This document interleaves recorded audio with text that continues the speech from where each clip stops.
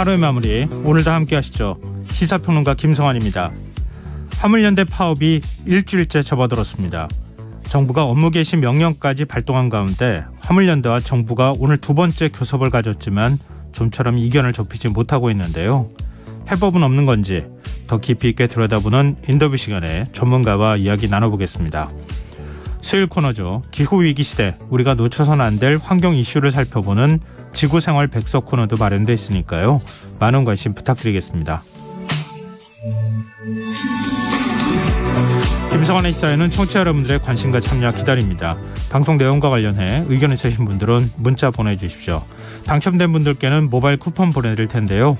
참여하실 번호는 샵 9730이고요. 짧은 문자는 50원, 긴 문자는 100원의 이용료가 부과됩니다.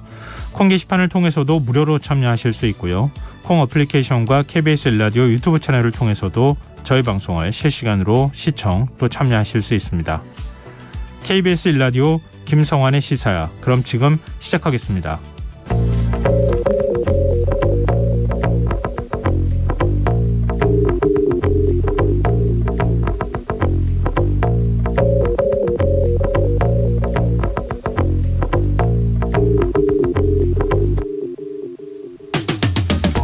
일본의 시민단체가 일제강점기 강제 동원 문제와 관련해 일본 정부와 기업의 태도 변화를 촉구하고 나섰습니다. 이들은 피해자가 살아있는 지금이야말로 사과를 하고 배상할 때라면서 과거의 일본이 한반도 사람들에게 준 고통과 손해, 그 역사적 사실을 자각하고 반성한다면 이미 해결됐다는 식의 자세에서 벗어나 한국 대법원 배상 판결을 받아들여야 한다고 목소리를 높였는데요. 일본 내부에서 흘러나온 목소리가 일본 정부의 태도 변화를 이끌어낼 수 있을까요? 문제는 우리에게도 있습니다. 많은 분들이 일본의 군함도라는 섬을 잘 아실 겁니다. 2차 세계대전 당시 우리 선조들이 강제 노동을 당한 그곳이 유네스코 세계문화유산으로 등재돼 논란을 빚었는데요. 우리나라 땅에도 이 군함도처럼 선조들이 강제 동원된 시설이 있다는 걸 혹시 아십니까? 바로 인천에 있는 미군기지 캠프 마켓 이야기인데요. 이곳엔 1941년 일본이 세운 무기공장 이른바 조병창이 있었다고 합니다. 학계가 추산한 조병창 강제동원 인원은 군함도보다 무려 20배나 많은 10,000명에 이른다고 하는데요. 정부와 지자체가 이 조병창을 보호하기는커녕 스스로 없애려 한다는 이야기가 들립니다. 토양 오염을 정화하기 위한 시간과 비용이 문제가 되고 있다는 건데요. 이런 상황 어떻게 봐야 할까요? 조병창은 일제가 우리나라에 건설한 유일한 무기공장이자 동아시아의 마지막으로 남은 일본의 군수시설이라고 하는데요. 역사적 아픔이 깃든 장소를 스스로 없애면서 일본의 태도 변화를 이끌어낼 수는 있는 걸까요? 청취자 여러분 생각은 어떠십니까?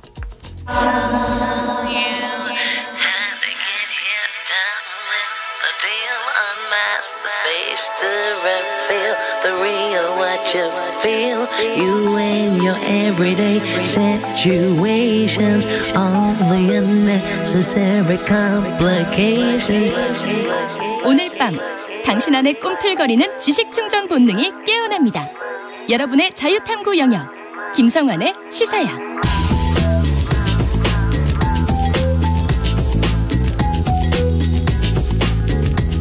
오늘 놓쳤던 뉴스 꼼꼼히 정리해드리는 뉴스야 시간입니다. 오늘은 김민하 시사평론가 나와 계십니다. 안녕하세요. 안녕하세요. 네, 그동안 태도를 좀 결정짓지 못했던 민주당이 오늘 이상민 행정안전부 장관 해임 건의안을 발의했네요. 그렇습니다. 박홍근 원내대표가 재난안전 예방과 관리의 정부 책임자로서 이상민 장관의 실책은 명백하다라고 얘기를 하면서 이 발의의 취지나 이런 것들을 설명을 했는데요. 이 해임 건의안 발의를 하면 12월 1일 본회의에서 안건으로 보고되도록 하고 그리고 다음 날 이제 본회의에서 표결로 처리한다. 예초의 계획을 그대로 진행하겠다라는 취지다라는 겁니다. 이제 어제 의원총회에서 곧바로 탄핵소추안을 발의하자라는 일부 의원들의 의견도 있었고 이거를 좀 방침을 수정할 가능성도 얘기가 됐지만 이게 뭐 기자간담회 앞두고 열린 회의에서 향후 대응이 최종적으로 확정을 했다라고 설명이 됐는데요. 네. 만약에 해임 건의안이 가결된 뒤에도 이상민 장관이 자진 사퇴를 하지 않거나 윤석열 대통령이 이 해임 건의 수용을 거부를 하면 다음 주에는 이상민 장관에 대한 탄핵소추안까지 발의를 해서 처리하겠다라는 게 민주당의 주장입니다. 단계적으로 수위를 높여나가겠다. 뭐 이런 것 같은데 국민의힘 주호영 원내대표는 국정조사 보이콧하겠다 이런 얘기 했었잖아요. 그 태도 그대로 유지하고 있습니까? 일단 이렇게 얘기를 했습니다. 이미 국정조사 대상에 행안부 장관이 포함되어 있는데 국정조사 결과에 따라서 책임이 있다면 책임을 묻겠다고 하지 않았느냐. 그런데 국정조사가 시작되기 전에 미리 파면하라고 요구를 하는 것이라면 국정조사를 할 이유가 없다. 이렇게 얘기를 했습니다. 예. 그러니까 이 국정조사를 보이콧할 수 있다라는 가능성을 여전히 열어놓고 있는 그런 상황이고 그러면서 이렇게 얘기를 했습니다. 민주주의는 자제와 관용으로 성공할 수 있는데 어렵게 놓은 협치의 다리를 민주당이 깨서는 안 된다라고도 강조를 했고요. 예. 조영 원내대표가 이렇게 얘기를 했는데 근데 지금 반응이 이 정도 반응은 또 국민의힘 내에서는 상당히 신사적인 수준입니다. 예를 들면 정진석 비대위원장 같은 경우에는 막가파식 자기 모순 정치다라고 얘기했고 또 당 공식 논평으로는 이게 다 이재명 대표에 대한 어떤 방탄의 목적이 있는 그런 거 아니냐. 라고까지 공격을 하고 있어서 이 국정조사가 제대로 될 수 있을 거냐에 대해서는 상당히 큰 의문이 제기가 되고 있는 상황입니다. 이상민 장관은 책임이 없다 이렇게 얘기하기는 좀 어려운 상황 아닌가요? 이 행건이한 낼 정도의 어떤 명분이랄까요? 그런 것들은 제가 개인으로 생각할 때는 충분히 있죠. 그리고 분명히 사건 초기에도 참사 초기에도 국민의힘 내부에서도 사실 이상민 장관에 대한 경질이나 이런 것들은 필요하지 않느냐라는 의견이 언론을 통해서 나왔었거든요. 네네. 예를 들면 어제 동아일보 보도를 보면은 윤석열 대통령은 그런 주장들에 대해서 뭐 무슨 민주당 같은 얘기를 하느냐라고 면박을 줬다라는 그러한 이상민 장관 그만둬야 되는 거 아니냐 뭐 이렇게 참모들이 건의하니까 그렇죠. 대통령이 무슨 민주당 주장 같은 소리 하고 있냐 뭐 이렇게 그렇죠. 오히려 질책을 했다는 거군요. 그런 보도까지 나오는 걸 봐서 대통령실의 이러한 입장에 따라서 국민의힘도 이상민 장관에 대해서는 이제는 이 책임을 묻거나 경질해야 된다라는 얘기는 안 하는 쪽으로 분위기가 이제 확 바뀐 것이다 이렇게 볼 수밖에 없는 거겠죠. 대통령실도 민주당을 비판하고 나섰네요. 그렇습니다. 마찬가지 논리를 얘기를 했는데 오늘 대통령실 핵심 관계자가 얘기를 했습니다. 이 국정조사 계획서의 조사 대상으로 명시가 되어 있는데 갑자기 해임하면 국정조사 하지 말자는 거 아니냐라는 취지의 그런 비판이었고요. 유가족 희생자들의 억울함이 없어야 된다는 조사 본연의 취지에 따라서 국회와 우리 정부가 모두 노력하겠다라고 얘기를 했습니다. 상황이 이러면 예산안 합의 처리도 어려워지는 거 아닙니까? 그렇죠. 사실은 본질적으로 이제 이 문제가 상당히 크다라고 봐야 되겠는데요.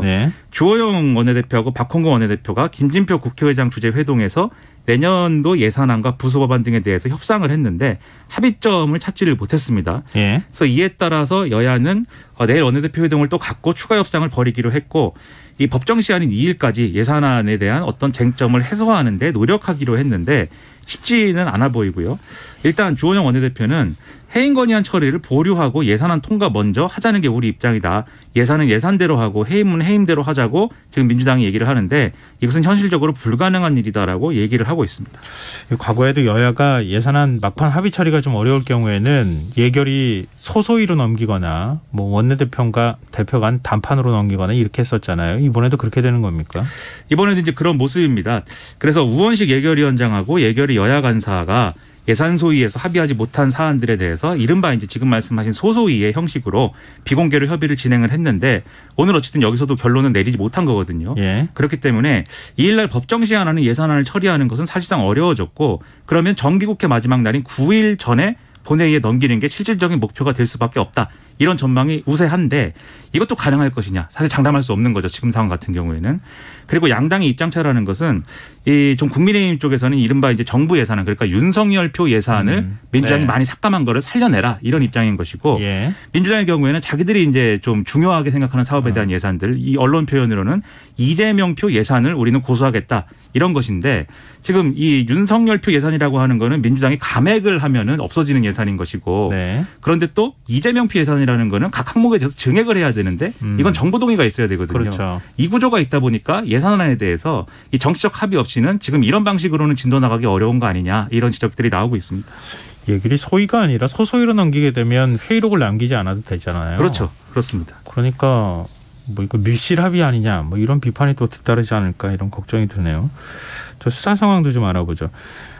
경찰 특수본이 이임재 전 용산경찰서장에 대해서 구속영장을 청구할 방침인 건가요? 지금 이제 그렇게 보입니다. 오늘 특수본 관계자가 브리핑에서 참사 당일 용산경찰서 112 무전 기록을 보면은 이임재 전 서장이 당일 오후 11시 이전에 참사 상황을 인식할 수 있었던 것으로 보고 있다 이렇게 얘기를 했습니다. 그러니까 어제 민주당이 공개한 이 무전 기록을 보면은 이 참사 당일에 이임재 전 서장이 오후 10시 36분에 이태원으로 동원 가용 상황, 형사 1팀부터 교통경찰관까지 전부 보내라 이렇게 지시한 정황이 있는데 예. 이게 구체적으로 참사 상황을 인지한 뒤에 내린 지시인 것인지는 아직 확인이 안 되지만 상황을 종합하면은 이런 지시까지 있었던 걸 볼 때 당시에 뭐 여러 가지 상황 종합하면은 참사 상황을 충분히 인지한 거 아니냐라고 볼 수 있다라는 게 특수본 판단이라는 겁니다. 네. 그렇게 되면은 이 구호 책무를 방기한 책임을 피하지 못하게 될 뿐더러 그간의 본인의 주장과도 배치가 되는 그런 상황이 되는 거거든요. 네. 실제 이 16일 날 국회 행안위에 출석해서 오후 11시에 참사 상황을 알았다. 이렇게 증언을 하지 않았습니까? 그렇죠. 그렇기 때문에 이 특수본 관계자가 어제 한 얘기가 있습니다. 일부 피의자는 혐의를 적극 부인하고 있어서 구속 사유가 있다고 본다. 이렇게 얘기를 했기 때문에 이임재 전 서장에 대한 구속영장 청구 가능성은 상당히 높아졌다라고 볼 수가 있겠습니다. 네. 이천 참사 당시에 사고가 발생한 시각을 한 10시 13분 15분 이렇게 보고 있는 거잖아요. 그때 거의 최초로 신고했다고 보이는 112 신고자 가운데 2명이 그러니까 물론 이제 한 사람이 그렇고 그럴 거고 그 사이에 또 신고한 사람이 또 있을 텐데 그 신고자가 사망한 것으로 지금 확인됐네요. 그렇습니다. 소방청이 이제 국회에 제출한 당일 119 신고 녹취록을 보면은 오후 10시 15분부터 다음 날 자정 0시 56분까지 총 87건의 112 신고가 접수가 됐는데 근데 신고를 한 다음에 이 무응답한 건수는 여기서 제외가 되어 있습니다. 그러니까 실제로 현장에서 이루어진 신고는 더 많았을 것이다라고 추정이 되는데 이 중에 오후 10시 42분 그리고 11시 1분에 신고한 두 사람의 경우에는 119입니다. 라는 소방당국 접수자의 말에 대답을 안 한 걸로 나오는데 이 두 사람의 경우에는 끝내 사망을 했다라고 특수본이 확인을 했다라는 겁니다. 그래서 이런 상황들을 종합을 하면 오후 10시 15분 이후에 계속적으로 사망자를 줄이거나 부상자를 최소화할 수 있는 그런 상황이었기 때문에 구조활동이 제대로 되지 않은 것에 대해서 인명피해가 커진 것이다라는 점에 있어서 책임을 물어야 된다라는 쪽으로 수사가 진행이 될 것으로 보입니다. 이건 매우 중요한 의미를 갖고 있는 것 같아요. 왜냐하면 직접 위험한 상황에 처했다고 국민이 신고한 거 아닙니까? 그렇습니다. 그 신고자를 구조하지 못한 거잖아요. 그렇습니다. 그 국가의 책임 아닙니까? 그렇다고 봐야죠. 그걸 확인하는 하나의 근거가 될 수 있는 것이기 때문에 나중에 가서 국가 배상 책임 문제하고도 연결이 될 수 있을 것 같습니다. 정부가 이태원 참사 유가족 협의회 설립을 지원하기로 했다 이런 소식도 있네요. 그렇습니다. 오늘 이제 중대본 회의가 진행이 됐는데 이상민 행안부 장관이 주재를 했습니다. 행안부 내에 이태원 참사 유가족 협의회 설립을 지원한다. 그리고 추모 사업 추진을 위한 전담 조직을 설치한다. 이 점을 이제 검토를 했고 결정을 했다는 건데요. 유족 지원 전담 조직의 명칭은 이태원 참사 행안부 지원단이고 국장급 공무원이 단장을 맡는다고 하고 3개 팀 총 11명으로 구성이 된다고 합니다. 그리고 지난 10일에 총리실 산하에 설치됐던 원스톱 통합지원센터와는 달리 이 유족 협의회 설립 지원 추모 사업 추진 등의 업무를 따로 맡는 것이기 때문에 이 기한은 정해져 있지 않다라고 얘기를 하고 있습니다. 꼭 유족이 나서야 이런 조직 만들어야 되는 건지 잘 모르겠네요. 그러게 말입니다. 지금 여러분께서는 KBS 라디오 김성환의 시사와 함께하고 계십니다. 계속해서 뉴스에 이어가겠습니다. 화물연대 파업 지금 일주일째 접어들었는데 오늘 두 번째 그 교섭이 있지 않았습니까? 근데 뭐 서로 고성만 지르다가 한 40분 만에 그 회담장을 뛰쳐나왔다 뭐 이런 얘기가 있네요. 그렇습니다. 뭐 최근에 분위기 보면 뭐 충분히 예상됐다라고 볼 수도 있겠는데요. 예. 아까 정부와 화물연대 대표자들이 두 번째로 교섭을 진행을 했는데 40분 만에 협상이 결렬됐다라는 겁니다. 정부는 안전운임제 일모를 3년을 연장을 한 상황인데 품목 확대를 받아들일 수는 없다라는 입장이고 화물연대는 안전운임제 일몰제 자체를 폐지를 해서 영구화하고 품목을 확대해야 된다라고 주장을 해서 평행선을 달렸다라는 건데요. 정부 측은 이 협상 결렬 이후에 기자들에게 국가 경제 그리고 국민을 볼모로 집단 운송 거부를 해서 막대한 피해가 발생하고 있기 때문에 조속히 복귀해달라고 요청했다 이렇게 얘기를 했습니다. 그러니까 구체적인 안을 뭐 얘기하고 이러진 않았다는 뜻이 되는 거죠. 네. 화물연대 측은 이렇게 설명을 했습니다. 진정성 있는 협상안을 갖고 나왔으나 협상 불가하다는 정부 이야기에 대화를 이어가지 못했다라는 건데 즉 이 좀 맥락을 유추해 보면 나름대로 양보안이 있었는데 논의가 안 됐다라는 취지겠죠. 네. 그래서 이런 형태로 결렬된 것이다라고 보이는데 화물연대는 또 바로 또 다음 날에 면담을 요청을 했다고 합니다. 하지만 국토부가 여기에 대해서는 답변을 하지 않았고 원희룡 국토부 장관 등은 화물연대가 파업을 처리하지 않으면 추가적인 대화도 불필요하다고 보고 있다 이렇게 얘기를 하고 있기 때문에 협상이 또 이루어질 것이냐가 지금 그 자체가 지금 미지수인 상황입니다. 좀 강대강 충돌로 가지 않을까 걱정되는데요. 정부는 지금 일단 업무 개시 명령 내린 게 시멘트 분야에 한해서 업무 개시 명령을 내린 거잖아요. 그렇습니다. 근데 다른 업종에 대해서도 추가로 업무 개시 명령을 내릴 수 있다 이런 입장을 취했습니까? 이 원희룡 국토교통부 장관이 오늘 시멘트 운송업체의 현장 조사를 나갔는데 이때 기자들하고 만나서 이렇게 얘기를 했습니다. 위기가 벌어진 이후에 조치하면 늦는다. 그래서 다른 분야에 대해서도 위기 임박 단계가 진행이 됐다라고 판단하면 언제든지 주저없이 추가 운송 개시 명령을 발동할 것이다. 이렇게 얘기를 했고요. 오늘이 지나면 정유, 철강, 컨테이너 부분에서 하루가 다르게 재고가 떨어지고 적재 공간이 차면서 이 국가 경제 전반의 위기 지수가 급속도로 올라갈 것이다라고 얘기를 해서 지금 말씀드린 정유나 철강 분야에서 이른바 뭐 탱크롤이라든가 이런 이제 차량에 대한 업무 개시 명령이 이루어질 수 있다. 라는 걸 시사를 했습니다. 네. 그리고 또 원희룡 장관은 업무 개시 명령을 이제 지금 보냈는데 이 송달을 회피하는 화물차주들의 경우에는 가중처벌될 수 있다라고도 경고를 해서 앞으로도 계속 이 부분에 대해서는 양보가 없다라는 점을 분명히 하고 있는 그런 상황입니다. 네. 대통령실이 추가로 검토하고 있는 뭐 방안이 있습니까?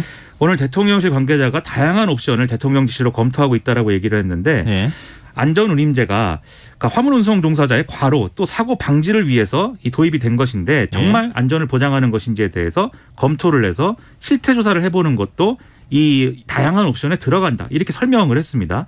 그런데 이게 지난 2020년부터 약 1년간 국토부 의뢰로 이 안전운임제의 성과를 분석한 한국교통연구원의 비공개 자료 내용이 언론에 일부 보도도 되고 정치권에 인용도 되고 있는데 이 내용에 따르면 오히려 이제 이 안전운임제 적용 대상에 해당하는 화물차주의 사망자가 최근 3년 새 늘었고 또 같은 기간에 교통사고 건수도 늘었다. 그러니까 안전운임제는 그 어떤 안전의 효과가 없다. 뭐 이런 얘기가 이미 이제 나온 거여서 대통령실이 이렇게 얘기한 거는 사실상 안전운임제에 대해서 폐지 그 자체를 폐지할 수 있다라고까지 얘기한 거 아니냐 이런 해석이 나오고 있고요. 근데 방금 말씀드린 이 내용은 한국교통연구원이 이제 분석을 한 것이고 이거에 대해서 이제 구체적인 분석 내용을 평가를 해봐야겠지만 화물연대는 또 전혀 반대 얘기를 하고 있습니다. 이 제도 시행을 해보니까 시멘트 풍목 과적 경험이 30%에서 10%로 줄었고 컨테이너 12시간 이상 장시간 운행 비율은 29%에서 1.4%로 감소했다는 등의 효과가 확실하다라는 거거든요. 그래서 아마 이 실태 조사를 둘러싸고도 화물연대 그리고 노동계와 정부의 입장차 이런 것들이 앞으로도 계속 논란이 될 것 같습니다. 안전운임제 일몰제 폐지를 해달라고 하니까 안전운전 자체를 없애버리겠다. 뭐 이렇게 지금 완전히 정반대기로 가고 있는 거 아닌가. 서로 바라보는 게 반대쪽 방향을 보고 있는 거 아닌가 이런 생각이 드는데요. 그러니까 제도 자체로 평가했으면 좋겠는데 마치 협상 테이블에서 뭐 뺄 수 있다는 듯한 그런 뉘앙스로 비춰지면 안 되겠고 다만 정부는 이런 얘기인 거죠. 어쨌든 화물연대가 요구를 하니 3년 연장을 우리가 해보려고 했는데 우리가 만약에 그냥 두면 올해로 종료되는 것이다. 그냥 일몰제 적용이 되니까. 그래서 그렇게 될 수 있는데 실태 조사를 해서 특별히 이것을 연장하겠다는 별도의 이제 논의를 하지 않으면 그렇게 될 수밖에 없는 거다. 이 정도 얘기를 하고 있지만 우리가 줄 수 있는 건 딱 여기까지다. 그렇죠. 이렇게 선을 긋는 거예요. 그렇게 얘기하고 있지만 결국은 폐지까지 갈 수도 있는 거다라고 볼 수밖에 없는 겁니다. 좀 국회가 나서야 되는 상황일 것 같은데요. 국회는 왜 가만히 있는지 모르겠는데요. 그러게 말입니다. 지금 민노총은 대규모 연대 투쟁에 나설 방침인 것으로 보이네요. 그렇습니다. 민주노총의 경우에는 오는 3일 서울과 부산에서 대규모 집회를 개최하기로 했다라고 얘기를 하고 있고 특히 6일에는 전국 동시다발 총파업 투쟁대회를 개최하겠다라고 얘기를 하고 있는데요. 그러니까 뭐 파업이 가능한 사업장에서는 파업을 하고 그 외에 여러 가지 방법을 다 동원을 해서 이 관련된 어떤 주장을 하겠다라고 얘기를 하고 있는 겁니다. 그리고 아마도 여기서 끝이 아니고 다양한 강도 높은 수준의 그러한 것들을 이어가겠다라고 주장할 것으로 보이는데 뭐 얼마나 현장에서 이것이 실제로 되느냐와는 별개로 이런 식의 어떤 노정 갈등이 앞으로 굉장히 중요한 어떤 정치적 갈등 소재가 될 것은 분명해 보입니다. 뭐 그 중에 하나가 또 될 수밖에 없을 것 같은데요. 지금 퇴근길에 서울에서 지하철 대란이 일어나고 있다 이런 소식이 지금 전해지고 있는데 서울교통공사 지금 파업 교섭은 어떻게 되고 있는 겁니까? 이제 오늘 총파업 출정식 갖고 이제 이 서울교통공사 노조가 총파업에 돌입을 해서 지금 이제 말씀하신 대로 보도를 보니까 퇴근길이 그야말로 뭐 엄청나게 지금 이 여러 가지 지하철 운행에 이런 것들이 지연된 여파로 시민들이 많은 불편을 겪었다. 이렇게 분석이 나오고 있지 않습니까? 근데 지금 정부와 민주노총 지도부가 강대강으로 전선을 형성해 놓은 상황이기 때문에 이 서울 지하철의 경우에도 협상은 쉽지 않다. 이런 해석이 일단 나오고 있습니다. 일단 노사는 오늘 서울 성동구 본사에서 본교섭을 재개한 상황인데 대화의 끈을 놓지 않고 있다라고 설명을 하고 있습니다만 사측이 노조에 보낸 공문을 보면 구체적인 협상안이나 시안에 대한 언급이 없다라는 거거든요. 예. 그럼 애초에 이제 인력 구조 조정 이 안을 놓고 같은 논의를 할 것으로 보이는데 얼마나 이제 사안이 진전이 있을지는 예단하기 어려운 그런 상황이라고 생각이 됩니다. 1,500명 넘는 인력을 구조조정하겠다 이렇게 얘기해서 지금 파업에 도화선이 된 거잖아요. 그렇습니다. 지금 어디까지 중재안을 낼 수 있을지 이게 참 걱정되는데요. 오세훈 서울시장은 이번 파업을 정치 파업이다 이렇게 규정을 했어요. 오늘 이제 주거 안전망 확충 종합 대책을 기자회견을 통해 밝히는 이 자리에서 오세훈 시장이 기자들에게 얘기를 했는데요. 그러니까 서울교통공사 노조가 시장하고 직접 대화하고 싶다라고 얘기하는 거에 대해서 이 서울시에 있는 20개가 넘는 투자 추정 기관 하나하나에 대해서 시장이 협상에 직접 개입하는 것은 바람직하지 않다라고 얘기를 했고 이번 파업을 굳이 규정한다면 정치적 파업이라고 본다 이렇게 얘기를 했습니다.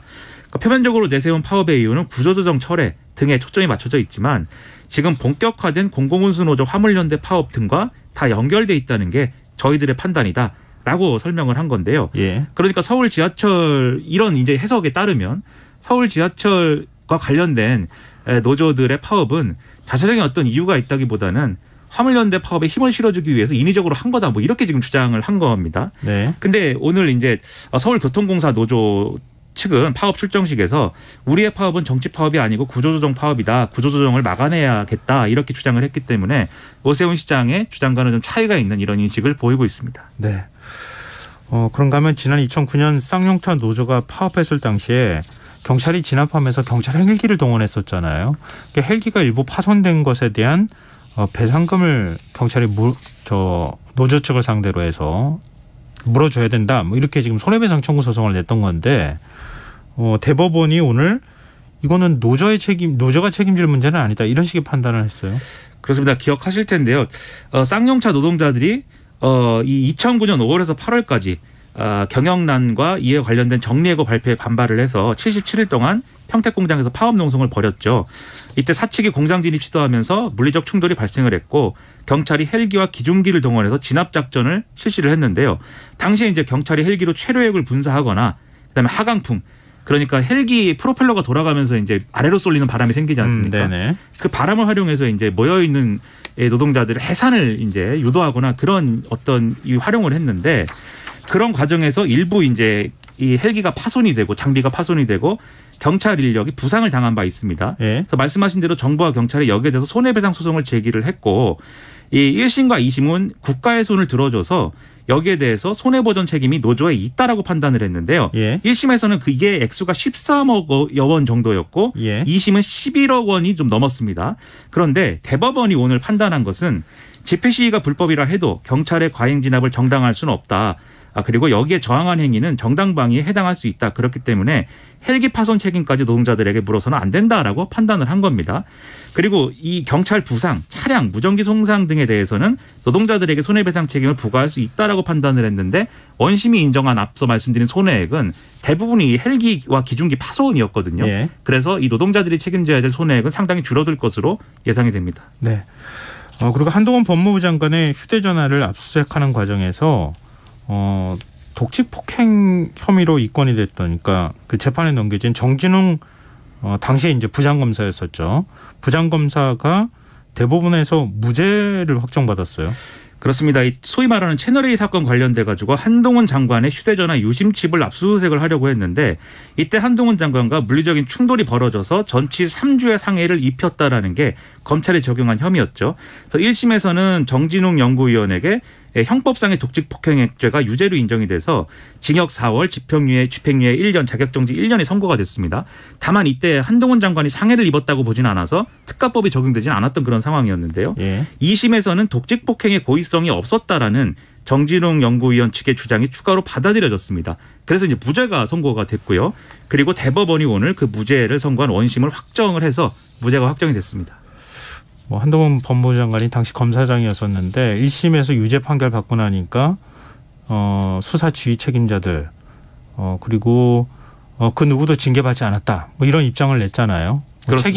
책임자들이 입장을 밝혀라. 뭐 이렇게 얘기했는데 없는 죄를 권력이 뒤집어 씌운 거에 대해서 이렇게 무죄가 나온 거에 유죄가 나온 거에 대해서 당시 수사 책임자들이 책임을 져야 되고 입장을 내놔야 된다라고 주장을 했는데 한동훈 장관이 어떤 입장을 낼지 모르겠네요. 냈는데 이 대법원의 판단은 존중하겠지만 불만은 있으나 존중하겠다라고 했고요. 말씀하신 이제 당시 한동훈 장관의 입장을 비틀어가지고 정진웅 이 연구위원 측이 비틀어가지고 없는 죄를 뒤집어 씌운 거에 대해서 문제 제기를 하는 그런 웃지 못할 상황이 또 이어지고 있습니다. 네, 오늘 뉴스 여기까지 하겠습니다. 지금까지 김민하 시사평론가였습니다. 고맙습니다. 고맙습니다.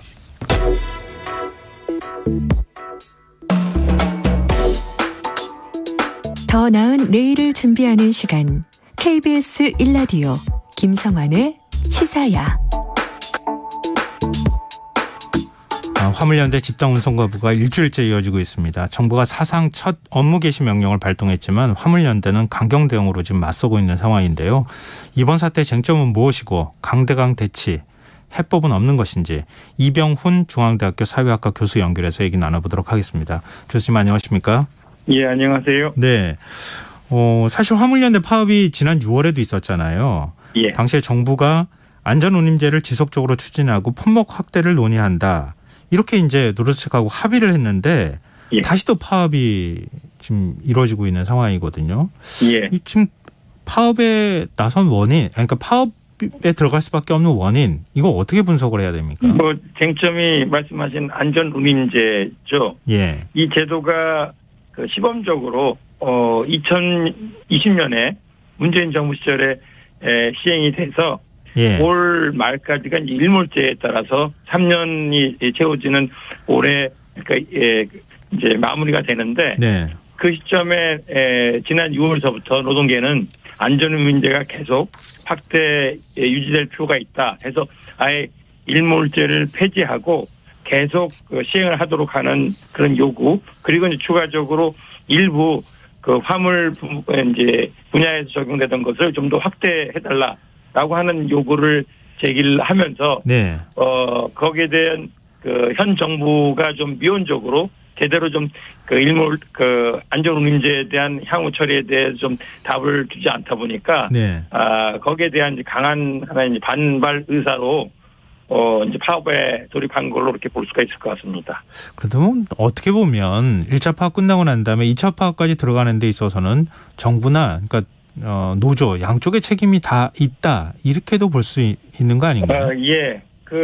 지난 6월에도 8일간 화물연대를 한다면 전체 화물 운수, 그래서 주력 산업 수출까지 포함해서 상당히 우리 물류의 중추적인 그런 역할을 하는 이제 분야일 텐데요.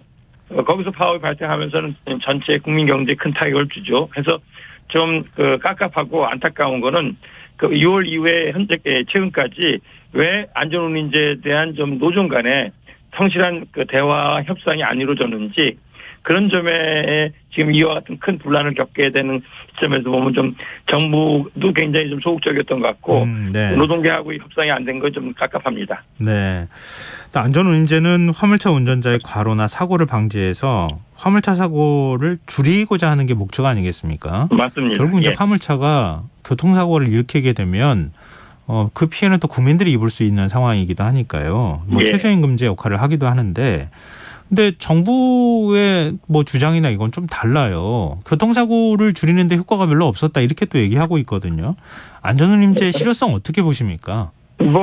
아무래도 이 화물 운수와 관련해서는 화주가 있고 예. 또 운송업체가 있고, 그리고 실제 지금 이 화물 연대로 나서게 되는 화물 운송 차량 기사들이 계시겠죠. 예. 그분들 간에 이제 운임료를 높이게 되면은 특히 화주로서는 물류 비용이 크게 늘어나니까 예. 그런 점에서 해당 업계 쪽에 이제 큰 부담이 아마 제기가 됐을 것 같고, 그런 입장에 정부는 상당히 좀 의식을 하게 되지 않나 싶은데요. 네. 그럼에도 불구하고 일전에 화물업계 내에서는 사실 이 과속 그리고 과로라고 예. 하는 그런 이제 문제로 인해서 그 얘기는 워낙 운임이 서로 경쟁적으로 인하가 돼서 수년 동안 너무 이제 저가의 수수료 체제가 되다 보니까, 그러다 보니까 안전사고도 빈발하고 그것이 여러 가지 또 업계 물류 흐름에서도 좀 지장을 준다라고 하는 이유가 됐고요. 최근에는 또 경유값 값이 폭등하지 않았습니까? 네. 경유값.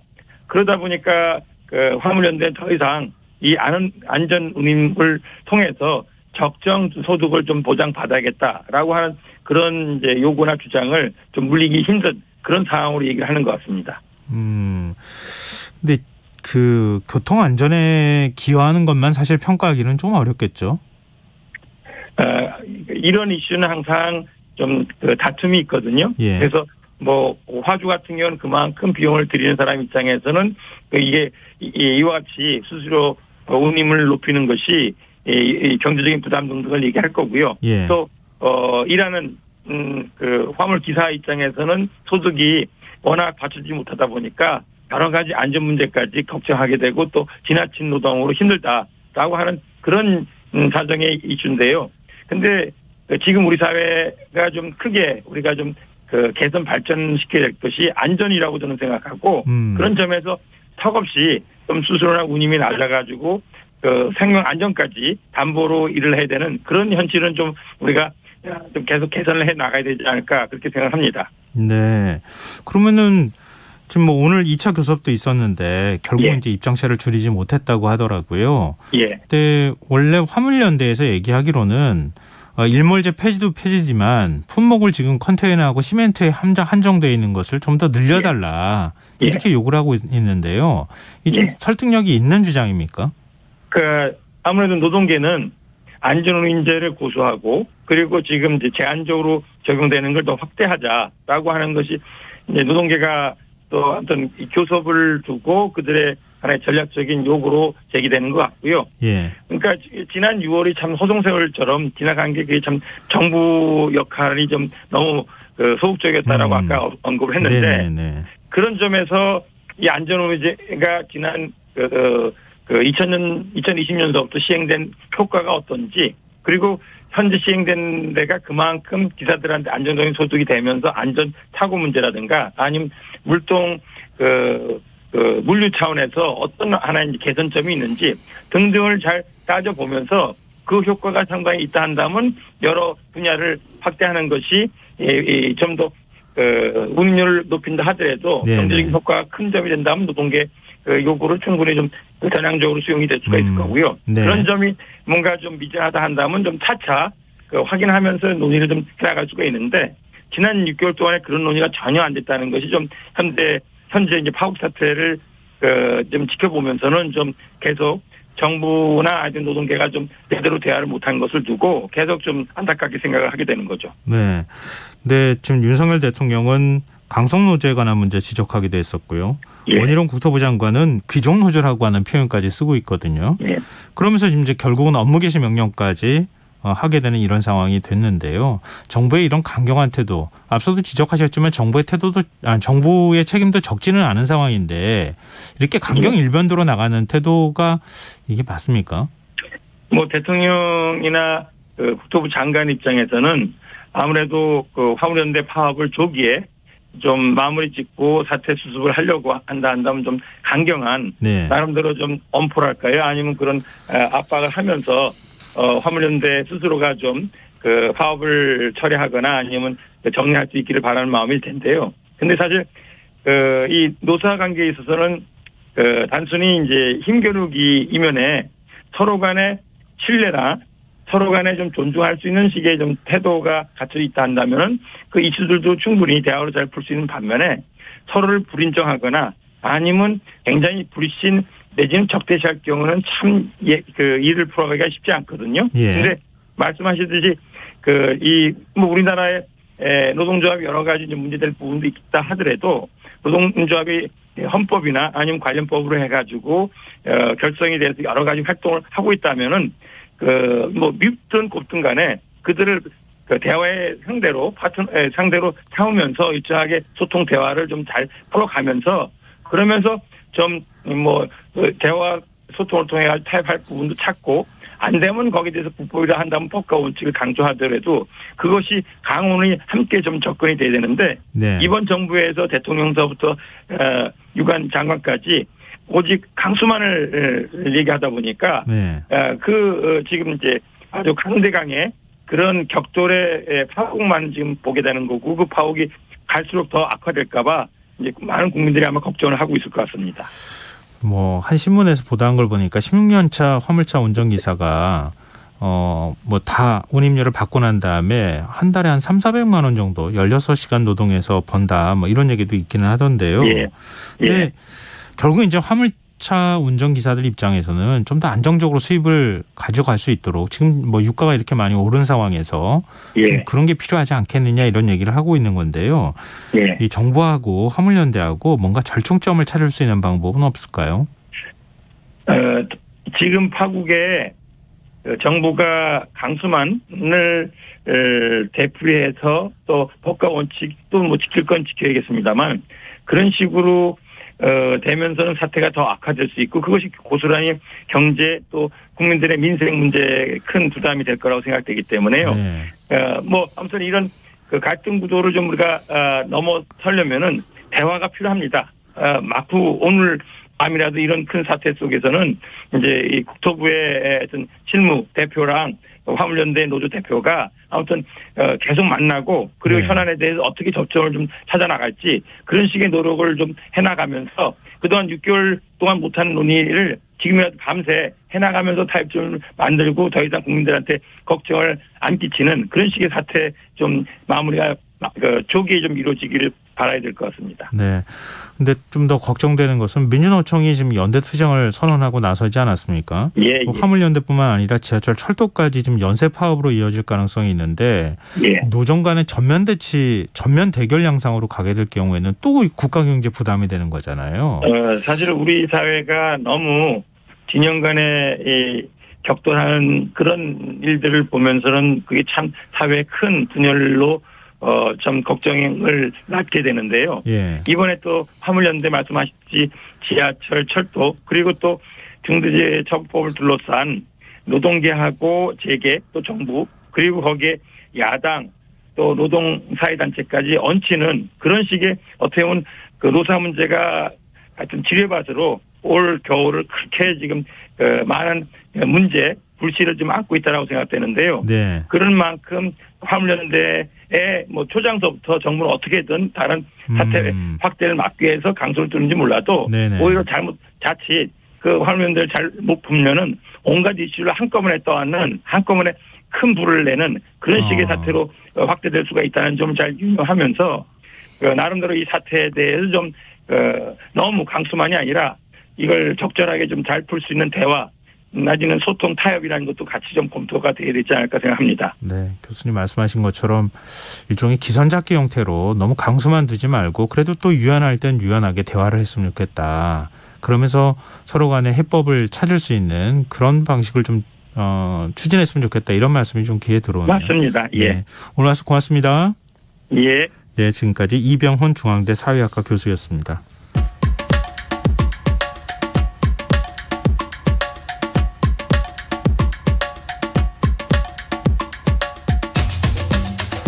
(2022) 카타르 월드컵은 역사상 최초로 탄소 중립을 이룬 대회이다.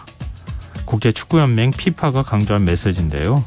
이번 월드컵은 정말 친환경으로 치러지고 있는 걸까요? 우리가 놓치지 말아야 할 환경 문제와 미래를 위한 생활 수칙을 꼽아보는 시간입니다. 지구생활 백서 세계일보 윤지로 환경전문기자 나와 계십니다. 안녕하세요. 네, 안녕하세요. 혹시 관심 있는 사람한테는 보이나 봐요. 이런 얘기를 했는지 좀 솔직히 잘 몰랐어요. 근데 탄소 중립까지 할 수 있을까? 좀 과장한 거 아닌가 하는 의심을 먼저 하게 되거든요. 그렇죠. 이제 일단은 국토 대부분이 사막인 나라에서 천장이 뚫려 있는 그 축구장에서 막 에어컨이 나오는 상태로 국제 경기를 한다라는 것 자체가 이제 좀 이해가 안 되잖아요. 이 상태에서 어떻게 탄소 중립을 하지? 그래서 이제 사실 카타르가 개최지로 선정됐을 때부터 말이 많았습니다. 그래서 이제 피파도 그렇고 카타르도 그렇고 이번 월드컵이 얼마나 친환경적인가 하는 거를 이제 열심히 홍보를 막 했어요. 그래서 저번에 그 6월 5일이 세계 환경의 날인데 그때 피파 회장이 막 이렇게 어떤 홍보 영상 이런 걸 찍은 걸 봐도 이제 녹색 그린 카드를 이렇게 들고 나와서 카타르 월드컵은 탄소 중립으로 치를 겁니다. 우리에게 녹색 카드를 들어주세요. 막 이런 홍보 영상도 찍고 그랬어요. 근데 이 탄소 중립 월드컵 한다는 게 그냥 우리가 잘 해보겠다 정도가 아니라 이들은 되게 진지해요. 정말 탄소 중립 하겠다라고 메시지를 계속 내고 있어요. 하긴 요즘 중동 국가들이 언젠가는 화석연료 안 쓰는 시대가 오면 우리는 정말 아무것도 아닌 게 될 것이다. 그렇죠. 이래서 여러 가지 투자도 하고 뭐 관광 산업이나 이런 데 관심을 갖는 것은 알고 있는데 맞습니다. 그래도 월드컵을 탄소 중립으로 간다. 네. 이게 어느 정도 설득이 있는지 한번 좀 얘기를 풀어보고요. 네. 일단 카타르는 산유국가고 네. 그동안에 화석연료 펑펑 쓰던 나라잖아요. 맞습니다. 네. 뭐 중동 국가가 다 비슷하겠지라고 생각을 하지만 그 중에서도 카타르는 좀 독보적이에요. 그 1인당 온실가스 배출량을 보면요. 세계에서 가장 많은 그 숫자 값이 높은 나라가 바로 카타르입니다. 그러니까 제가 뭐 늘 이 코너 나와서 우리나라 뭐 탄소 배출 못 줄인다, 우리 네. 배출 많이 한다라고 했지만 우리가 이제 우리나라 국민 1인당 배출량이 한 12톤, 13톤 되거든요. 예. 근데 카타르는 지금 30톤이 넘어요. 그러니까 우리 한 2.5배 정도를 더 배출하는 셈인데, 와. 그러니까 뭐 2위와 비교해도 압도적으로 많고요. 예. 그러니까 물론 뭐 인구가 적으니까 나누면 뭐 당연히 높은 게 아니냐, 뭐 이렇게 하는 측면도 있지만. 진짜 화석연료를 많이 써요. 우리가 이제 전기를 어떻게 만드냐, 뭘 갖고 만드냐라는 걸 이제 에너지 믹스라고 하는데 이제 네. 뭔가를 섞었다는 얘기잖아요. 네. 근데 카타르 같은 경우는 뭐 믹스라고 말할 게 없습니다. 왜냐하면 전기의 99.9%를 다 가스로 만들거든요. 그리고 뭐 이제 우리가 뭐 전기뿐만이 아니라 자동차를 타거나 요리를 하거나 그때도 그렇죠. 연료를 쓰는데 그런 이제 전체 에너지원을 따져도 가스가 75% 그리고 나머지가 석유 이렇게 딱 양분이 돼 있으니까요. 근데 나라 전체가 온통 화석연료로 굴러간다 이렇게 봐도 될 것 같습니다. 중동 산유국들이 그중에 상당 부분은 에어컨 트는데 다 소비하고 있더라. 네, 뭐 이런 맞습니다. 얘기도 제가 들었는데. 네. 근데 어떻게 탄소 중립 월드컵을 실현할 수 있다는 거예요? 저도 이제 좀 궁금해서 기사도 찾고 자료도 찾고 했는데 이게 의외로요. 보니까 그 계획이 되게 구체적이어서 저도 사실 좀 놀랐어요. 그래요? 네, 이게 그냥 갑자기 뭐 튀어나온 게 아니라 이게 되게 차근차근 차례를 밟았습니다. 예. 제가 이제 지난 시간에도 캅이라고 기후변화 그 총회 있잖아요. 네네. 총회 열리는 거. 그게 이제 폴란드에서 2018년에 열렸고 또 작년에 영국에서 열렸고 했는데 이런 중요한 자리마다 이제 피파 회장에 가서 우리는 뭐 2030에 얼마 줄이겠습니다. 또 탄소 중립을 언제 하겠습니다. 이거를 계속 선언을 했어요. 예. 그리고 이제 이런 분위기 속에서 카타르 월드컵 탄소 중립 이야기가 나왔는데 그 카타르 월드컵 조직위에서 여러 개 차례 이제 보고서를 냅니다. 그와 관련해서. 예. 이제 가장 먼저 나온 게 뭐 지속 가능성 전략이라고 해서 환경뿐만이 아니라 뭐 인권, 성평등 뭐 등등 이제 유엔에서 정한 지속 가능성 목표가 있어요. 네. 그걸 이제 아주 크게 아우르는 그런 보고서가 하나 나오고 또 이제 구체적으로 온실가스가 그럼 이번 경기 치른 동안 얼마가 배출되는지 이런 걸 이제 산정한 온실가스 산정 보고서도 있고 예. 더 구체적으로 들어가서 건설 현장 폐기물 관리 보고서, 건설 현장 먼지 보고서, 또 지속 가능한 경기장 보고서, 막 이렇게 굉장히 세세하게 내놨어요. 그래서 그 우리나라 대기업도 지속 가능 경영 보고서 뭐 이런 거 내거든요. 네. 근데 카타르 보고서 보다 보면 우리 대기업 것보다 더 잘 만들었는데 약간 이런 생각도 들어요. 그래서 일단은 그 온실가스 보고서에서 이번 카타르가 밝힌 그 배출량은요 363만 톤입니다. 카타르가 1년 동안 한 1억 톤 정도 배출을 하거든요. 예. 그러니까 이번 일회성 행사로 3.6% 정도가 늘어난다. 이렇게 이해를 하면 될 것 같습니다. 뭐 양이 많은 거예요? 적은 거예요? 월드컵이 한 달 동안 열리잖아요. 그렇죠. 3.6% 늘어나면 별로 안 늘어나는 것처럼 느껴지기도 하는데. 요 이제 한 번의 행사 때문에 3.6%가 늘었다라는 거니까 사실은 이 3.6% 줄이는 것도 쉽지 않거든요. 근데 네. 늘었다라는 거니까 일단 이거 자체는 많다고 봐야 되는데 그렇지만 이제 카타르 조직이라든가 피파는 이것도 사실 되게 양호한 건데 우리 엄청 노력한 거야 이렇게 얘기를 해요. 예. 그러니까 우리 그 아까 처음 말한 그 좌석마다 에어컨 나오고 하는 예, 그런 예. 거 있잖아요. 네. 그런 것도 이제 많이 비판을 받는 대목이긴 하지만 그쪽에선 뭐라고 얘기를 하냐면 이거 만약에 진짜 완전히 돔으로 덮어서 구장 전체에다가 그 에어컨 하는 것보다는 차라리 이게 낫다. 어차피 경기하는 한 2시간 동안만 쓰면 되는 건데 밑에서 네. 하고 그리고 이제 또 차가운 공기는 밑으로 가라앉잖아요. 예. 그럼 이렇게 좌석 위치라든가 이제 선수들이 뛰는 구장에다가만 냉방을 하면 그 찬 공기는 거기 머무르면서 어차피 경기장 주변은 이제 바깥은 더우니까 예. 그 공기가 위에서 이렇게 눌러주면 이게 또 훨씬 이게 효율적이다. 이렇게 이야기를 해서 이제 뭐 경기장에서 쓰는 전체 에너지 중에서 냉방에 쓰이는 건 사실 뭐 한 20%밖에 안 된다. 네, 뭐 이렇게 이야기를 합니다. 네. 근데 이제 문제는 탄소 중립을 하겠다라고 했단 말이죠. 예. 이거는 그냥 줄이는 게 아니라 진짜로 순배출량을 0으로 만들어야 되잖아요. 예. 그러면 그 배출되는 걸 어떻게 하느냐. 가장 쉬운 건 나무 심는 거죠. 네, 그렇죠. 그래서 그러면은 예. 네, 그래서 이제 나무를 뭐 엄청 많이 심겠다고 약속을 했어요. 뭐 잔디밭도 깔고 막 해갖고 하는데 이걸로 줄이는 거는 한 뭐 많아야 수만 톤 정도예요. 그럼 이제 나머지는 어떻게 해요? 나무 키우려고. 네, 그러니까 나머지도 이제 그러면은 뭔가 흡수를 어떻게 해야 되는데 이걸 어떻게 하겠다는 거냐면 이거를 상쇄할 수 있는 대추권을 사서 갚겠다. 이런 거예요. 이게 뭐냐면 예를 들면 뭐 아마존 우림 파괴가 되잖아요. 그럼 거기다가 뭔가 재조림을 한다거나 혹은 뭐 어떤 나라에서 그 공장의 에너지율을 높여주는 데다가 투자를 한다거나 하면은 그쪽의 배출량이 줄어들면 그 배출량을 우리가 줄인 걸로 하자. 이렇게 하는 게 이제 상쇄 배출권이라고 하는 건데 그래서 실제로 여기서 진짜 탄소 중립이다라고 하는 거는 이 배출된 363만 톤을 뭔가 탄소 포집을 해서 없애겠다 이런 게 아니고요. 다른 데다가 뭐 나무 심고 어떻게 해가지고 우리가 그냥 이걸로 이제 가름하겠다 이렇게 이해를 하시면 될 것 같습니다. 그러니까 말씀하시는 거 들어보니까 최대한 탄소 배출을 좀 적게 하는 방향으로 우리 노력했어요. 이렇게 얘기를 하는 거고요. 나무는 지금 심었다고 뭐 탄소 배출 당장 뭐 흡수할 수 있는 것도 아니니까 우리 돈 많으니까 탄소 배출권 살게요. 이렇게 한 것 같은데요. 네, 맞습니다. 약간 좀 눈속임 같은 느낌도 조금 드는데요. 지금 설명 들어보면. 네, 맞습니다. 이게 이제 뭐 악마는 디테일에 있다 이런 말 많이 하잖아요. 제가 아까 그 보고서 보면서도 겉으로는 괜찮은데 막 이렇게 생각을 했다고 말씀드렸는데 이걸 이제 찬찬히 뜯어보면 이거 이렇게도 되는 건가? 약간 그런 대목들이 좀 있어요.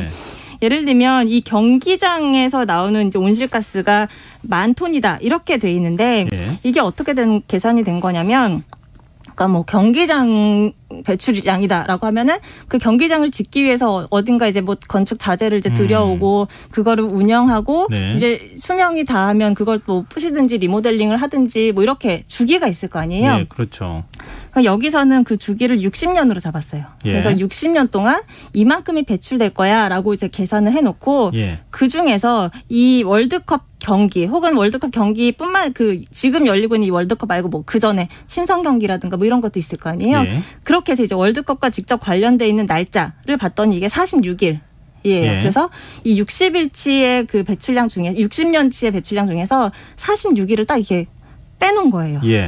그래서 이제 그러니까 그 60년치를 얇게 펴바른 다음에 46일치만 골라냈다라고 보면 되는데 이걸 만약에 이 경기장을 계속 쓴다라고 하면 사실 뭐 이렇게 해도 그래 넘어가 줄 수는 있어요. 왜냐하면 어차피 지을 시설이었으니까. 그런데 이제 뭐 우리나라도 사실은 경기장 지어놓고 그냥 놀리고 막 이런 것들 많잖아요. 근데 과연 인구 300만도 안 되는 이 나라에서 이렇게 커다란 경기장 지어놓고 6개 이제 남는 게 6개잖아요. 6개를 과연 어떻게 활용할 수 있을까 이런 의미에서 쓸데없는 건물을 지었다라고 한다면 이거를 46일치만 발라내서 될 건 아니잖아요. 네, 그렇죠. 그런 측면에서 문제가 되는 거죠. 원래 이렇게 계산하는 겁니까? 이렇게 이제 요새는 전주기 평가라고 해서 이렇게 생애 주기에 따라서 이렇게 계산을 하고 뭐 이런 식으로 활용하는 건 있습니다. 많이 하는 겁니다. 근데 세계 각국에서 축구 팬들이 모여들잖아요. 비행기가 다 떠가지고 거기까지 가야 될 텐데 여기에서 발생하는 탄소 배출도 많을 거 아니에요. 그렇죠. 이번에 이제 월드컵 배출량 계산한 것 중에서 거의 절반 가까이가 이 국제선 운항 과정에서 나와요. 근데 이제 카타르에서는 어차피 근데 경기장 간의 거리가 굉장히 가깝기 때문에 그 과정에서 왔다 갔다 하면서 이제 온실가스를 충분히 줄일 수 있다. 뭐 비행기는 많이 날라올지 몰라도 또 이렇게 얘기를 했어요. 근데 이제 경기장에 가까워져서 보니까 이게 숙소가 충분치 않은 거예요. 그래가지고 주변에 있는 다른 중동 국가에다가 손님을 받고 이제 비행기로 데려오는 이런 식으로 이제 하고 있는데 그래서 이번에 이 기간 동안 추가로 이제 운행되는 그 항공편이 160편. 카타르 항공사에서 160편을 추가로 띄운다고 해요. 근데 요거는 제가 아까 말씀드린 그 363만 톤에 또 들어있지가 않습니다. 그래서 최근에 한 국제 비영리 기구가 말하기를 이 카타르가 밝힌 요 배출량보다 사실 8배는 더 많을 거다. 이렇게 이제 또 주장하는 걸 내놓기도 했고 또 이상한 부분은요. 이게 온실가스라는 게 굉장히 정량화된 값이기 때문에 검증하고 하는 게 되게 객관적이어야 되는데 이게 되게 이상해요. 보면은 그 경기장에 관한 걸 또 보면요. 고드라고 하는 기관의 기준을 채택해서 우리가 지었다라고 해요. 고드. 처음 들어보셨죠? 네. 저도 이게 무슨 뭐 건축 에너지와 관련된 무슨 국제 협회 같은 건가라고 봤더니 그게 아니고요. 그냥 요번 행사를 위해서 만들어진 건데 이걸 누가 소유하고 있느냐? 카타르의 국부펀드가 소유한 부동산 투자 회사가 소유를 하고 있습니다. 뭔가 이상하죠. 그리고 제가 아까 이제 나머지 363톤을 이제 상쇄하기로 했다라고 말씀드렸잖아요. 그럼 상쇄 그 배출권을 어디선가 사고 하는 그 업무를 할 글로벌 탄소위원회라는 걸 만들었는데 이걸 만든 사람이 또 고드를 만든 사람이에요. 그러니까 뭔가 이게 다 얽혀 있으니까 이거 진짜 얘네가 주장하는 걸 믿어도 되나? 이런 느낌이 들고 이제 피파가 월드컵 끝나고 사후 검증해서 다시 보고서를 내겠다라고 했는데 과연 이렇게 몇 차례 나온 보고서조차도 이렇게 의심스러운 부분이 많은데 과연 사후 검증은 제대로 될까 이런 생각이 드는 거죠. 제가 말씀 듣다가 역시 의심이 맞았어 이런 생각을 하게 됐는데요. 지금 근데 국제 스포츠 행사와 관련해서 탄소 배출 문제 우리가 쭉 얘기했잖아요. 네. 우리나라 국제 스포츠 행사 유치할 텐데 앞으로 계속 이래야 되는 겁니까? 그렇죠. 이제 이렇게 요새는 이제 예전에는 뭐 이제 경제적으로 수지 타산이 안 맞는다 이런 얘기만 나왔지만 이제는 정말 기후 변화 때문에 이 스포츠 행사도 마음 놓고 치를 수 없는 이제 상황이 된 것 같아요. 우리가 이제 카타르 뭐 원래 더운 나라야라고 생각을 하지만 사실 40년대 이전만 봐도 그때 연평균 온도가 아주 더울 때 27.5도였어요. 근데 최근에는 가장 시원한 해가 이미 27.5도가 넘고 작년에는 막 29.5도까지 육박했습니다. 그리고 올겨울에 베이징 동계올림픽 기억하시죠? 그때 이제 뭐 중국이 친환경 올림픽 하겠다라고 했지만 그때 설상 종목이 전부 다 인공눈 위에서 치러졌잖아요. 맞아요, 눈이 안 와가지고 이제 그런 것도 문제가 많이 됐고 그러면서 물을 또 엄청나게 많이 썼죠.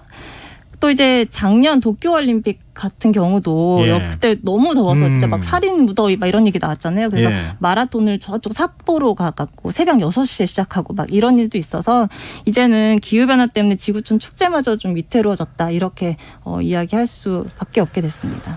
근데 카타르 얘기를 제가 중간에 웃기도 했고 뭐 의심스럽다 이런 말씀도 드렸지만 우리가 그럴 자격이 있나는 생각을 결국은 할 수밖에 없을 것 같습니다. 네, 오늘 지구생활백서 여기서 마무리하겠습니다. 지금까지 세계일보 윤지로 환경전문기자와 함께했습니다. 고맙습니다. 네, 감사합니다. KBS 라디오 김성환의 시사야 1부 순서는 여기서 마무리하겠습니다. 저는 11시 정각 2부에 다시 찾아오겠습니다.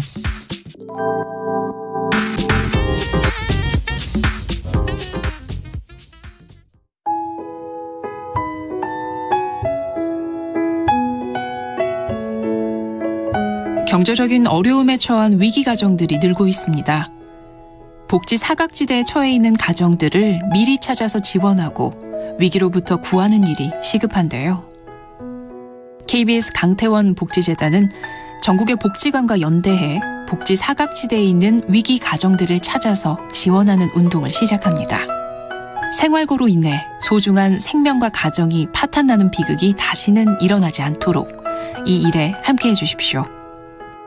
지역 복지 전문가로서 누구보다 위기 가정을 잘 찾아낼 수 있는 복지관과 관계자 여러분들의 많은 참여를 기다리고 있습니다. 지금 바로 KBS 강태원 복지재단 홈페이지에서 신청해 주세요. KBS 강태원 복지재단.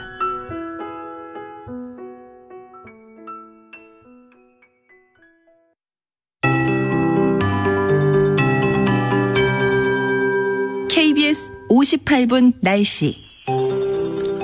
현재 구름이 많이 낀 가운데 충남과 호남 서해안, 제주 산지 서해 5도 지역에서 1cm 안팎의 눈이 쌓이고 있습니다. 이 지역은 내일 새벽까지 눈이 내리겠고 소강 상태를 보이다가 내일 늦은 오후부터 모레 아침 사이 다시 눈이 내려 쌓이겠습니다. 예상 적설 충남 서해안, 호남 서해안은 1에서 5cm, 많은 곳은 제주 산지에서 7cm가 넘는 곳이 있겠고 호남 내륙과 충남 내륙에도 1cm 안팎의 눈이 쌓이는 곳이 있겠습니다. 전국에 한파특보가 발효 중인 가운데 내일 아침 기온 오늘보다 2도에서 6도가 더 떨어지겠습니다. 바람도 약간 강하게 불어서 체감온도 영하 15도 안팎으로 매우 낮겠습니다. 내일 아침 기온 서울 영하 9도, 광주 영하 3도, 부산 영하 2도로 제주도를 제외한 전국이 영하에 머무르겠습니다. 낮 기온도 서울, 인천 영하 1도에 머무르겠고 대전 2도, 광주, 대구 4도, 울산 5도, 부산 7도, 제주 8도로 평년보다 크게 낮아 춥겠습니다. 바다의 물결은 먼바다를 중심으로 파도가 최고 3 내지 5m로 매우 높게 일겠습니다. 서울지방 현재 기온 영하 7.8도, 습도 57%입니다. KBS 58분 날씨 전금혜입니다.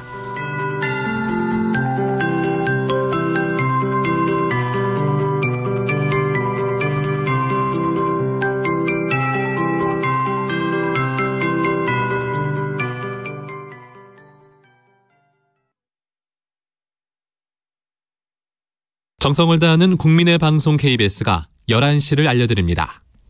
AM 711kHz, FM 97.3MHz, KBS 1라디오입니다. HLKA.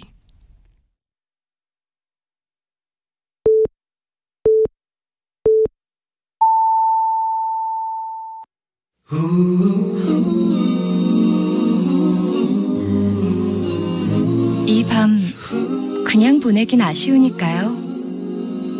당신의 하루의 끝까지 야무지게 채워드립니다.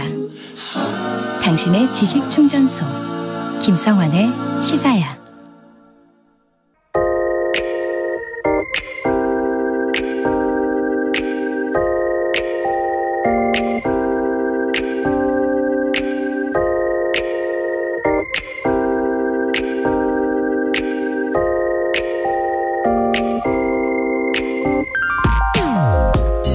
오늘 새벽 집 바깥을 나섰다가 왜 기상청이 한파특보를 내렸는지 절감했습니다. 얼굴을 향해 덤벼드는 찬바람에 갑자기 눈물이 핑 하고 들더군요. 방금 전 빠져나온 따뜻한 이불 속이 다시 그리워질 정도였습니다. 한번 매서운 한파의 위력을 맛봤기 때문일까요? 파업과 시위, 국정조사와 장관 해임 건의 등 각종 의제를 두고 위태롭게 맞서는 주장을 담은 기사들 속에서 유독 이 소식에 시선이 갔습니다. 지난달 25일 대구 매천동 논수산물 소매시장에서 발생한 화재 혹시 기억하십니까? 지금 이 시장은 어떤 모습을 하고 있을까요? 갑작스레 찾아온 화마에 점포를 잃은 68명의 상인은 현재 시장 주차장에 마련된 임시 텐트에서 생업을 이어가고 있고요.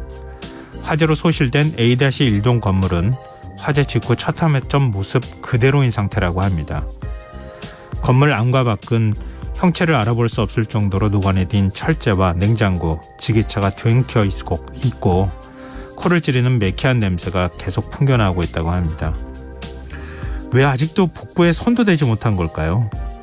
행정 절차가 늦어지고 있기 때문이라고 합니다. 화재 수습 대책위 관계자의 말은 예산을 확보하고 심의를 거친 뒤 입찰을 통해 시공사를 선정하고 공사를 끝마치려면 최소 2년이 걸린다고 합니다. 복구의 첫 단계라 할 수 있는 건물 해체 계획서에 대한 국토안전관리원의 적정성 여부 판단조차 아직 통보받지 못한 상황이라고 합니다. 대구시는 영하의 날씨에 농산물이 어는 걸 방지하기 위해 급한 대로 사업비 10억 원을 들여 다음 달 중으로 패널로 임시 점포를 설치할 예정이라고 합니다만 상인들은 임시 점포만을 위해 1,000만 원을 호가하는 대형 냉장고를 사는 것조차 부담이라고 말하고 있었습니다. 이 추운 겨울 어떻게 나실까 상인들을 걱정했는데 정작 한 상인은 이렇게 말하더군요. 겨울보다 여름이 더 걱정이지. 몸 추운 거야 참아도 물건이 상하잖아. 겨울 칼바람을 맞으며 내년 여름을 걱정하는 상인들의 마음, 그 반의 반이라도 행정기관에 가 닿기를 바라봅니다. 지금까지 오늘의 발견이었습니다.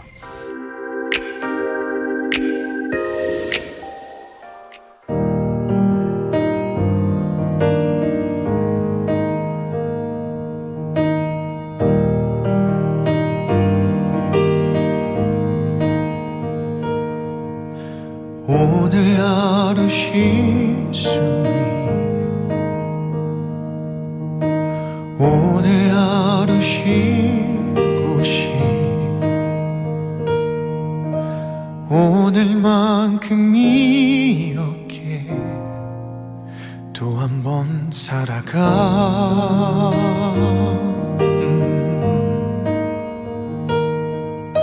침대 밑에 놓아둔 지난 밤의 꿈꾸미 지친 마음을 덮으며 눈을 감는다. 괜찮아 남들과는 조금은 다른 모양 속에 나 홀로 잠들어 다시 오는 아침에 눈을 뜨면 웃고프다.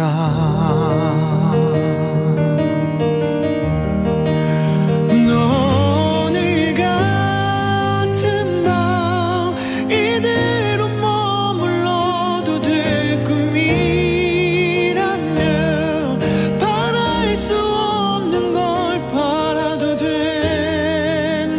있다면 두렵지 않다면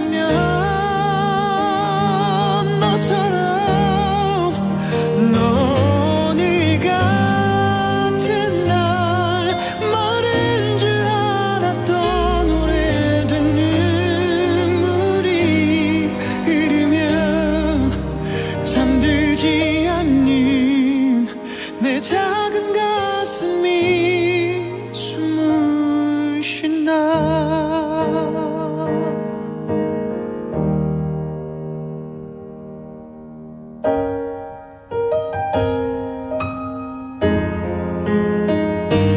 끝도 없이 먼 하늘 날아가는 새처럼 뒤돌아보지 않을래. 이 길 넘어 어딘가 봄이 힘없이 멈춰있던 세상에 비가 내리고 다시 자라난 오늘 그 하루를 살아. 오늘 같은 밤 이대로 머물러도 될 꿈이라면 바랄 수 없는 걸 바라도 된다면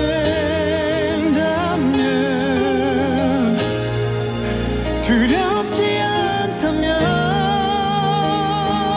너처럼 오늘 같은 날 마른 줄 알았던 오래된 눈물이 흐르며 잠들지 않는 이 어린 가슴이 숨을 쉰다. 고단했던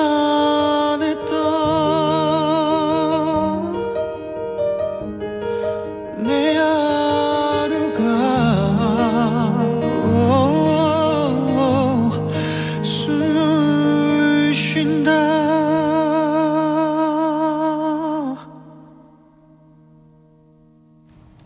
박효신의 숨 들으셨습니다. 김성환의 시사는 언제나 청취자 여러분의 관심과 참여 기다립니다. 오늘도 오늘의 발견과 관련해서 청취자분들 의견 계속 들어오고 있는데요. 7540님, 오늘처럼 추운 날씨에 상인들의 고통이 더욱 심할 듯합니다. 나라에서 빨리 대책을 세워야 할 텐데 안타깝네요. 이런 의견 주셨고요. 5571님, 무엇보다도 결코 녹록지 않은 여건에서 열심히 살아가는 이들이 살아갈 길을 속히 열어줘야 하지 않을까요? 날은 추워지는데 안타깝네요. 이런 의견 주셨습니다. 행정이라니까 꼭 필요하긴 하죠. 그리고 예전보다는 더 건축 기준이나 이런 것들이 지진 대비나 이런 것들 때문에 좀 까다로워진 것도 맞고요. 그러니까 그런 과정들을 밟아나가는 것 자체를 탓하는 것은 아니지만 혹시 그 사이에 이렇게까지 오래 걸릴 정도로 행정 절차가 복잡하게 진행되고 또 시간이 걸리는 것인가, 이 부분에 대한 의문은 좀 가질 수밖에 없는 상황인 것 같습니다. 그게 정말 뭔가 뭉클하게 와닿는다고 할까요? 몸이 막 추운데 이분들은 내년 여름을 걱정하고 계세요. 행정기관도 그렇게 걱정을 했으면 좋겠어요. 제발 좀 내다보고 이분들의 마음을 좀 이해했으면 좋겠습니다. 하여튼 좀 힘내셨으면 좋겠습니다. 네, 의견 주셔서 고맙습니다. 계속해서 의견 받고 있으니까요. 많은 참여 부탁드립니다. 저희가 추첨해서 당첨된 분들께는 모바일 쿠폰 선물로 드리겠습니다. 참여하실 문자 번호는 샵9730이고요. 짧은 문자는 50원, 긴 문자는 100원의 정보 이용료가 부과됩니다. 콩 게시판 KBS 1라디오 유튜브 채널을 통해서도 무료로 참여하실 수 있습니다. KBS 1라디오 김성환의 시사회와 함께하고 계신 지금 시각은 11시 9분입니다.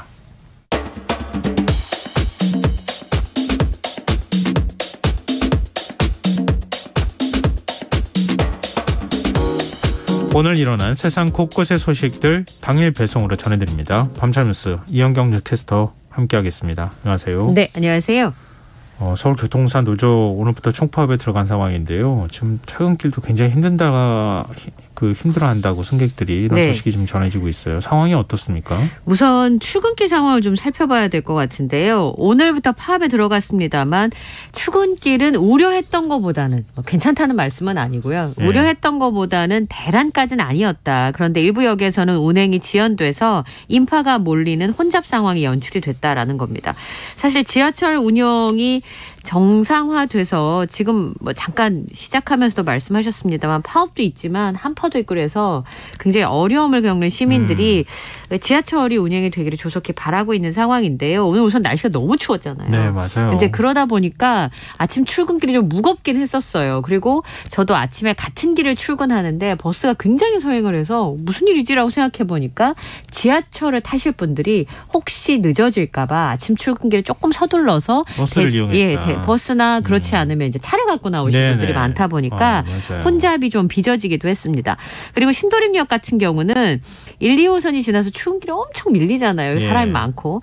근데 안내 방송이 수시로 나오고요. 파업으로 지하철 정상 운영이 어렵다 이런 안내문을 빚기도 했습니다.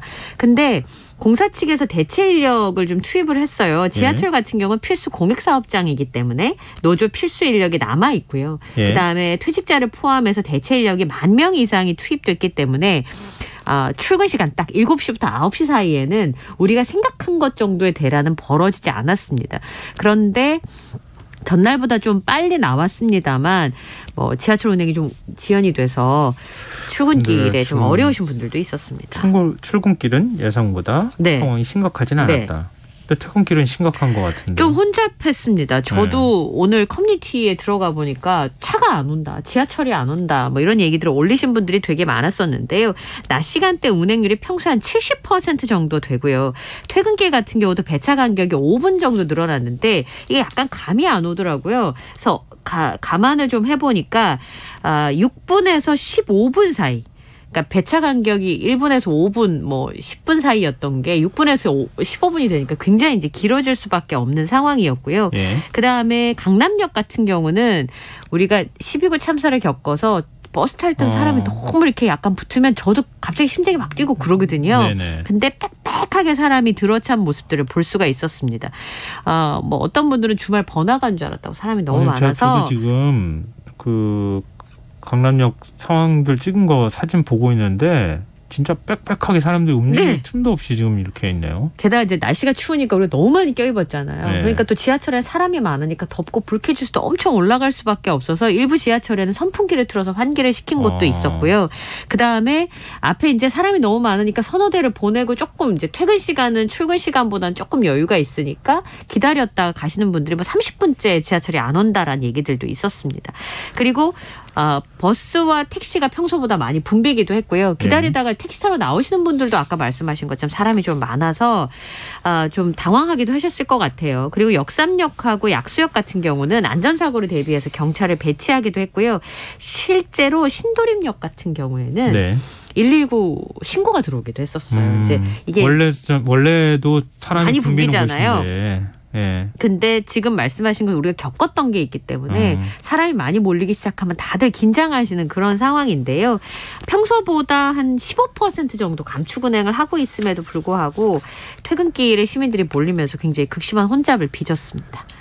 갈수록 상황이 더 안 좋아질 텐데 걱정입니다. 네. 근데 지금 화물연대 파업이 일주일째 계속되면서 사실 일선 주유소의 기름 운송이 지금 차질을 빚어지고 있잖아요. 기름 운송이 안 돼가지고. 네, 휘발유 품절이라는 마크를 보신 적이 있나요? 아니, 저는 못 봤어요. 예. 제가 좀 다니는 데는 아직 저는 발견을 못했는데. 네, 시민분들 중에 40년 살면서 휘발유 품절이라고 써있는 거 처음 봤다. 아마 70년대 석유 파동 때 이후는 못 보지 않았을까 싶은데. 네, 지금 이제 파업 때문에 수도권의 일부 주유소에서 기름이 품절이 됐습니다. 29일 오후 4시 기준으로 해서 전국의 주유소 재고가 휘발유는 8일. 그다음에 경유는 11분 정도 수준으로 남아있는 상황인데요. 오늘 2시 기준으로 품절 주유소가 전국에 26개였고 그 전날에 비하면 5군데가 더 늘어난 겁니다. 대부분은 다 수도권이고요. 충남에도 생겼다고 합니다. 상대적으로 저장 용량 대비해서 판매량이 이제 수도권이 많을 수밖에 없으니까 서울이 13군데, 경기가 6군데, 인천이 4군데였었는데 충남 같은 경우도 3군데가 지금 품절이에요. 근데 이제 움직이시는 분들은 그럼 어디가 품절인지를 모르잖아요. 네. 이런 경우에는 오피넷에 들어가시면 공지사항을 통해서 확인하실 수가 있습니다. 지금 탱크로리 기사들의 화물연대 가입률이 전국 기준으로 70%, 그다음에 수도권은 90% 달하는 것으로 지금 추정을 하고 있습니다. 그래서 네. 정부에서 우선은 기름 수송을 위해서 군용 탱크로리를 긴급 투입할 예정이라고 하는데요. 오늘 보도 나온 거 보니까 상황이 더 악화가 되면 탱크로리 운전자를 상대로 한 업무 개시 명령 발동을 고려 중이다. 예, 이렇게 전해지고 있습니다. 빨리 좀 협상을 좀 해서 네. 뭔가 완벽하게 서로를 만족할 수 있는 안은 나오기는 쉽지 않은 상황이니까요. 예, 간극이 좀 크죠. 예, 중재안을 빨리 좀 찾았으면 좋겠습니다. 자, 다음 뉴스로 넘어가 보겠습니다. 아동 성범죄자 조두순이 이사한다 그래가지고 이사할 곳으로 알려진 동네 주민들이 그 발칵 뒤집어지고 이런 그렇죠. 일이 벌어졌었잖아요. 네. 근데 지금 이사할 집을 못 찾고 있다는 얘기는 뭐예요? 그러니까 그 임대차 계약이 제가 일시불로 돈을 지불했기 때문에 계약을 해지하는 게 어렵죠. 법적으로 못 들어오게 할 방법이 마땅치 않다. 네. 그랬었잖아요. 그랬었는데 어느 정도 이제 합의를 봐서 그 계약이 만료됐지만 새 그 집으로 이사 가지 않기로 지금 한 것으로 전해지고 있는데요. 양쪽의 합의에 따라서. 예. 그래서 이제 위약금까지는 아니고 네. 어느 정도 비용을 물어주고 이제 그 계약을 파기한 것으로 전해지고 있습니다. 근데 지금 출소하고 조두순이 2년 넘게 안산에 있는 이 월세집에 살게 됐었는데 네. 28일로 이미 계약은 종료가 됐는데 새로 이사갈 집을 못 구한 상황입니다. 그래서 지금 집주인한테 시간을 좀 달라고 얘기를 한 상황이에요. 근데 이 아내인 오모 씨의 인적 사항까지 부동산 업계가 이번에 이제 이 뉴스 때문에 더 많이 알게 되면서 새 주거지를 구하기는 좀 어려운 상황인데 집주인과 그 이사 가려고 했던 지역의 여성 단체들의 반발이 거세지면서 아까 말씀드린 것처럼 보증금 1,000만 원 다 돌려주고요. 예. 위약금 한 100만 원 정도를 받고 지금 이사를 포기한 상황인데 이달 초에도 안산에 있는 다른 지역의 집을 구했다가 신상이 드러나면서 계약이 맞아요. 무산이 됐었습니다. 예. 그리고 안산 일대의 부동산 관계자분들이 이 인상착이랑 아내분의 연락처를 지금 공유하고 있기 때문에 1년 한 달 정도 기다려달라고 얘기를 했는데 집주인도 그거를 이제 허락을 한 상황이고요. 그래도 한 달 내에 나가지 않으면 퇴거를 위해서 법적 준비를 한다. 이런 얘기가 지금 나오고 있거든요. 근데 아마 안산에서는 이사 가기 쉽지 않을 것 같고요. 그러면은 시흥이나 주변 지역으로 이사 가지 않겠냐. 왜냐하면 전세나 월세 시세가 비슷하기 때문이라고 하는데 그것도 사실 알려지게 되면 쉽지 않을 것 같습니다. 그러면 지금 있는 집에서 나가야 되고 갈 데는 없고 어떻게 해야 되는 건가. 지금 이사할 때마다 이런 일이 벌어지는데 네. 참 답답하네요. 예. 지금 말씀하신 것처럼 이런 문제에 대한 구조적인 답변을 좀 찾아야 되지 않겠나. 예. 그 아동 성범죄자였던 김근식 출소 얘기가 나오면서 의정부 주민들이 굉장히 크게 반발했었고요. 맞아요. 수원 발발이로 알려진 박병화 역시 경기도 화성의 대학가 인근 원룸에 입주를 하면서 주민들이 굉장히 거센 항의를 하기도 했었습니다. 여러 가지 방법들이 얘기가 나오고 있는데 이게 기본권, 인권 이런 것들이 부딪히기 때문에 어떤 조치를 취할 것인가를 아직 결정을 내리지 못하고 있는 상황인데요. 주거 이전의 자유가 헌법상 보장돼 있기 때문에. 네. 그리고 이미 처벌을 받은 상황이기 때문에 추가적으로 어떤 조치를 취하는 것이 이중 처벌의 가능성이 있어서 이제 그걸 고민하고 있는데요. 전문가들은 보호수용제도 얘기를 계속 하고 있습니다. 그러니까 재범 가능성이 높은 사람들의 경우에는 보호수용시설에 입소시켜서 치료를 받게 해야 주민들의 우려를 어느 정도 덜 수 있다라는 얘기를 나오고 있고요. 그리고 일부러 이제 주거 이전의 자유를 좀 제한하고 재범의 가능성이 작아질 때까지는 수용하는 게 어떠냐 이런 얘기들이 나오고 있어요. 네. 지금 여러분께서 KBS 라디오 김성환의 시사회와 함께하고 계십니다. 계속 밤참 뉴스 이어가겠습니다. 2022 카타르 월드컵 지금 개최국이잖아요. 카타르가 한 경기도 못 이기고 탈락을 했어요. 예. 사실 개최국이 16강에 못 간 경우는 없었는데요. 카타르가 불명예 기록을 새로 썼습니다. 월드컵에서 이제 16강에 진출을 못하고 이 A조 최종전에서 네덜란드에 0대2로 패했습니다. 개최국의 경우에는 다들 16강에 가는 것으로 우리가 기억을 하고 있는데요. 네. 이제 그러지 못한 경우가 됐습니다. 2006년 독일 대회부터 2018년 러시아 월드컵까지 개최국에서 개막전에서 무패 행진을 계속 이어갔었는데 첫 개막전에서 패한 최초의 개최국이 됐다라는 건 소식을 아마 전해드렸었고요. 그다음에 개최국이 개전을 제외한 첫 경기에서 패한 적이 없었는데 총 21번 대회에서 16승 6무. 의 성적이었거든요. 그리고 개막전에서 유효 스팅이 하나도 없었어요. 카타르가. 네. 그리고 이 세네갈과 A조 2차전에서 1대3으로 패하면서 조별리그 탈락이 확정된 상황이었는데 개최국이 16강에 오르지 못한 것은 2010년 남아프리카 공화국 이후에 역대 두 번째를 기록을 하고 있습니다. 네덜란드전 패배로 월드컵 최초로 승점을 챙기지 못한 개최국이 되기도 했는데요. 이 자국의 팬들도 대표팀을 외면했다는 소식이 전해지고 있습니다. 미국의 스포츠 전문 매체인 ESPN에서 네. 개최국 경기임에도 네덜란드전은 만원 관중이 아니었다. 조용한 운동장에 들리는 소음은 골대 뒤에서 같은 색의 티셔츠를 입은 소규모 팬들의 북소리였다. 이렇게 전했어요. 인기가 없다는 얘기잖아요. 그러니까 원래 이렇게 축구 인기가 많은 나라는 아닌데 자국 국민이 한 30만이 안 되잖아요, 인구가. 네, 그렇긴 하죠. 예. 근데 뭐 구장은 6만 넘게 들어가는 구장인데 네. 그러니까 다 채우기는 좀 쉽지는 않았을 것 같긴 한데 네. 어쨌든 지금 이제 16강 진출도 안 됐고 한 경기도 이기지 못했고 또 개최국 내부에서도 또 축구에 대한 그 정도 열의까지 있는 것 같지는 않고 월드컵을 개최한 그 의미나 이게 좀 빛을 발하게 됐네요. 네. 근데 카타르가 이번에 돈은 되게 많이 썼어요. 아시다시피 러시아 월드컵에 20배 달하는 비용을 지금 우리나라 1년 예산의 거의 절반 정도를 썼잖아요. 네. 그랬던 게 사실 시작부터 얘기는 좀 많았습니다. 카타르에서 월드컵 한다고 했을 때 다들 라고 했었잖아요. 너무 더운 나라니까. 네. 여름에 최대 40도까지 올라가는 중동에서 그러면 선수들이 뛸 수 있는 건가? 저도 그게 너무 의심스러웠는데 에어컨 튼데 그래서 깜짝 놀랐잖아요. 그래서 그거는 이제 겨울에 월드컵을 하고 그다음에 다른 방법으로 어느 정도 해결을 했습니다만 지난번에 뭐 잠깐 전해드렸던 동성애 처벌이라든지 가혹한 이주노동자 착취 같은 인권 문제까지 불거지면서 논란이 점점점 커지고 있는 상황이었습니다. 국제축구연맹 피파와 카타르에서는 이 외적인 문제 얘기가 자기 나오는 것이 달갑지 않을 수밖에 없는 상황인데요. 축구에 집중해달라 이렇게 전하기도 했다고 합니다. 그런데 그 축구마저도 별 성과가 없다 보니까 얘기들이 계속 나오고 있는 상황인데요. 개막전에 하프타임 끝나고요. 관중이 네. 나가는 모습이 전해지기도 했고 돈으로 네. 원정 응원단을 샀다 이런 의혹까지 불거지기도 했습니다.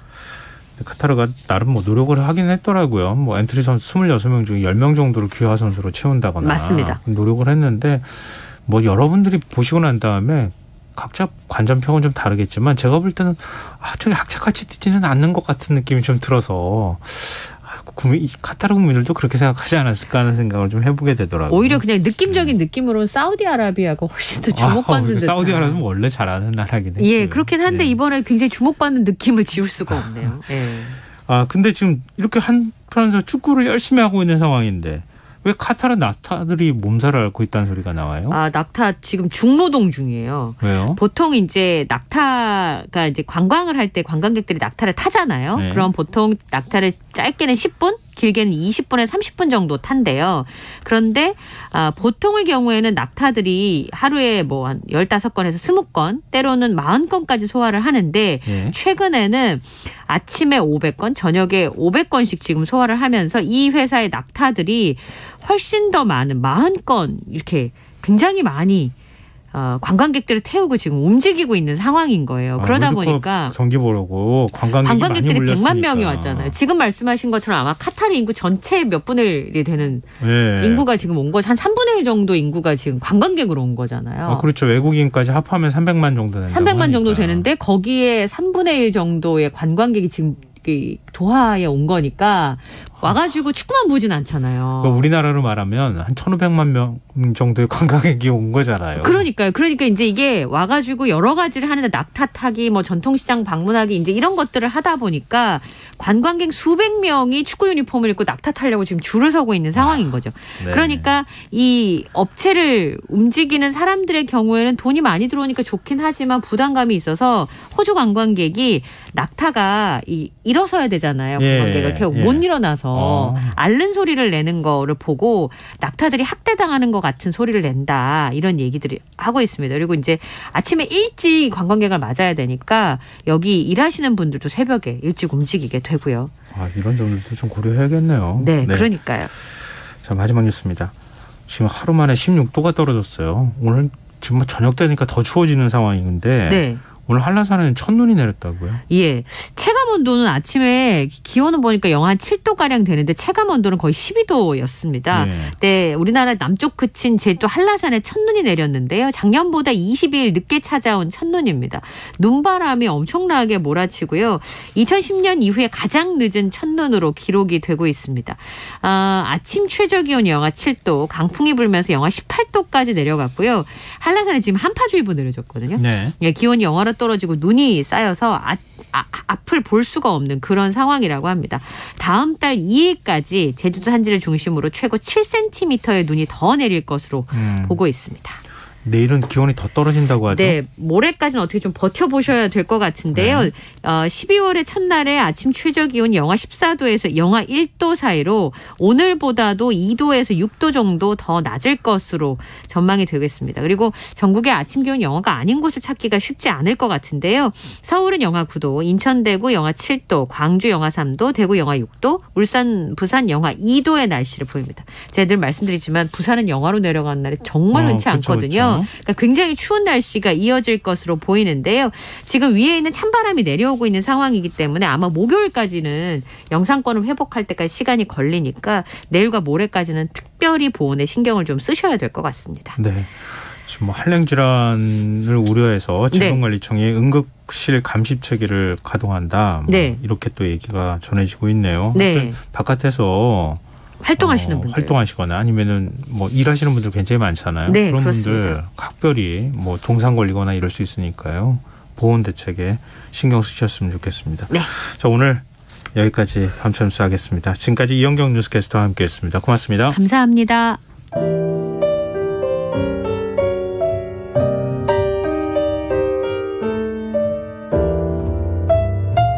내일의 품격. 김성환의 시사야에서 챙겨가세요. 하루를 마무리하는 시간 꺼내보는 당신의 지식 창고. KBS 1라디오 김성환의 시사야.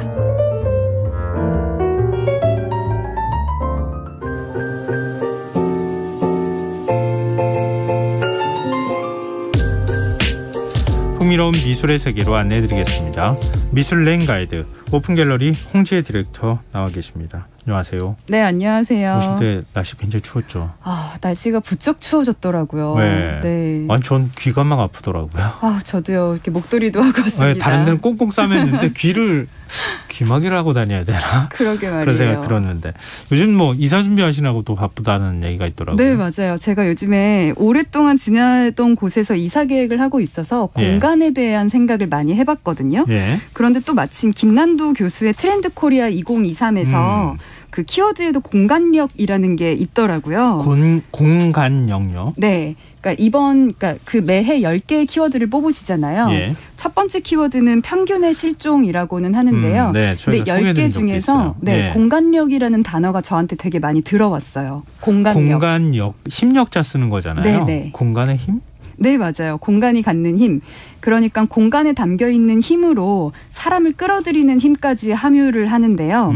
공간 자체의 고도화된 기술이나 정교한 구조를 말하는 게 아니라 공간이 갖는 특수한 매력이 이제 SNS 등을 통해서 사람들한테 알려지게 되면 그 공간에 대한 사람들의 관심이 폭발적으로 인기를 끌게 되는 상황들이 있잖아요. 그거를 의미를 하고요. 소위 말해서 뭐 핫플레이스, 뭐 힙한 공간 이런 얘기에 어울리는 단어인 것 같아요.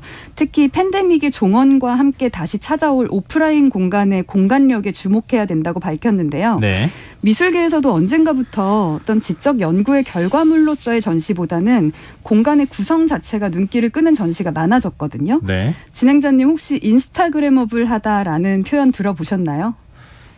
인스타그램에 뭐 올릴 만한 뭐 사진 같은 거 올릴 만하다 뭐 이런 뜻인가요? 네, 맞아요. 소위 말하는 뭐 인증샷, 인생샷. 그러니까 SNS에 올리고 싶을 만큼 사진이 잘 나오는 이라는 뜻인데요. 네. 다시 말해서 인스타그래머블한 전시를 기획하자라고 하는 의미는 사람들이 인스타그램에 올릴 사진을 찍고 싶을 만큼 매력적인 공간 연출을 하자라는 의미가 되기도 합니다. 네. 그런데 이렇게 인스타그래머블한 전시에 대한 관람객의 반응은 대체로 반반인데요. 전시를 즐기면서 볼 수 있어서 좋았다. 이런 의견과 찰칵 소리 때문에 전시에 집중할 수 없어서 불편했다. 이런 의견이 나뉘고요. 그러니까 진득히 감상하는 게 아니라 와서 사진부터 찍으니까. 맞아요. 네.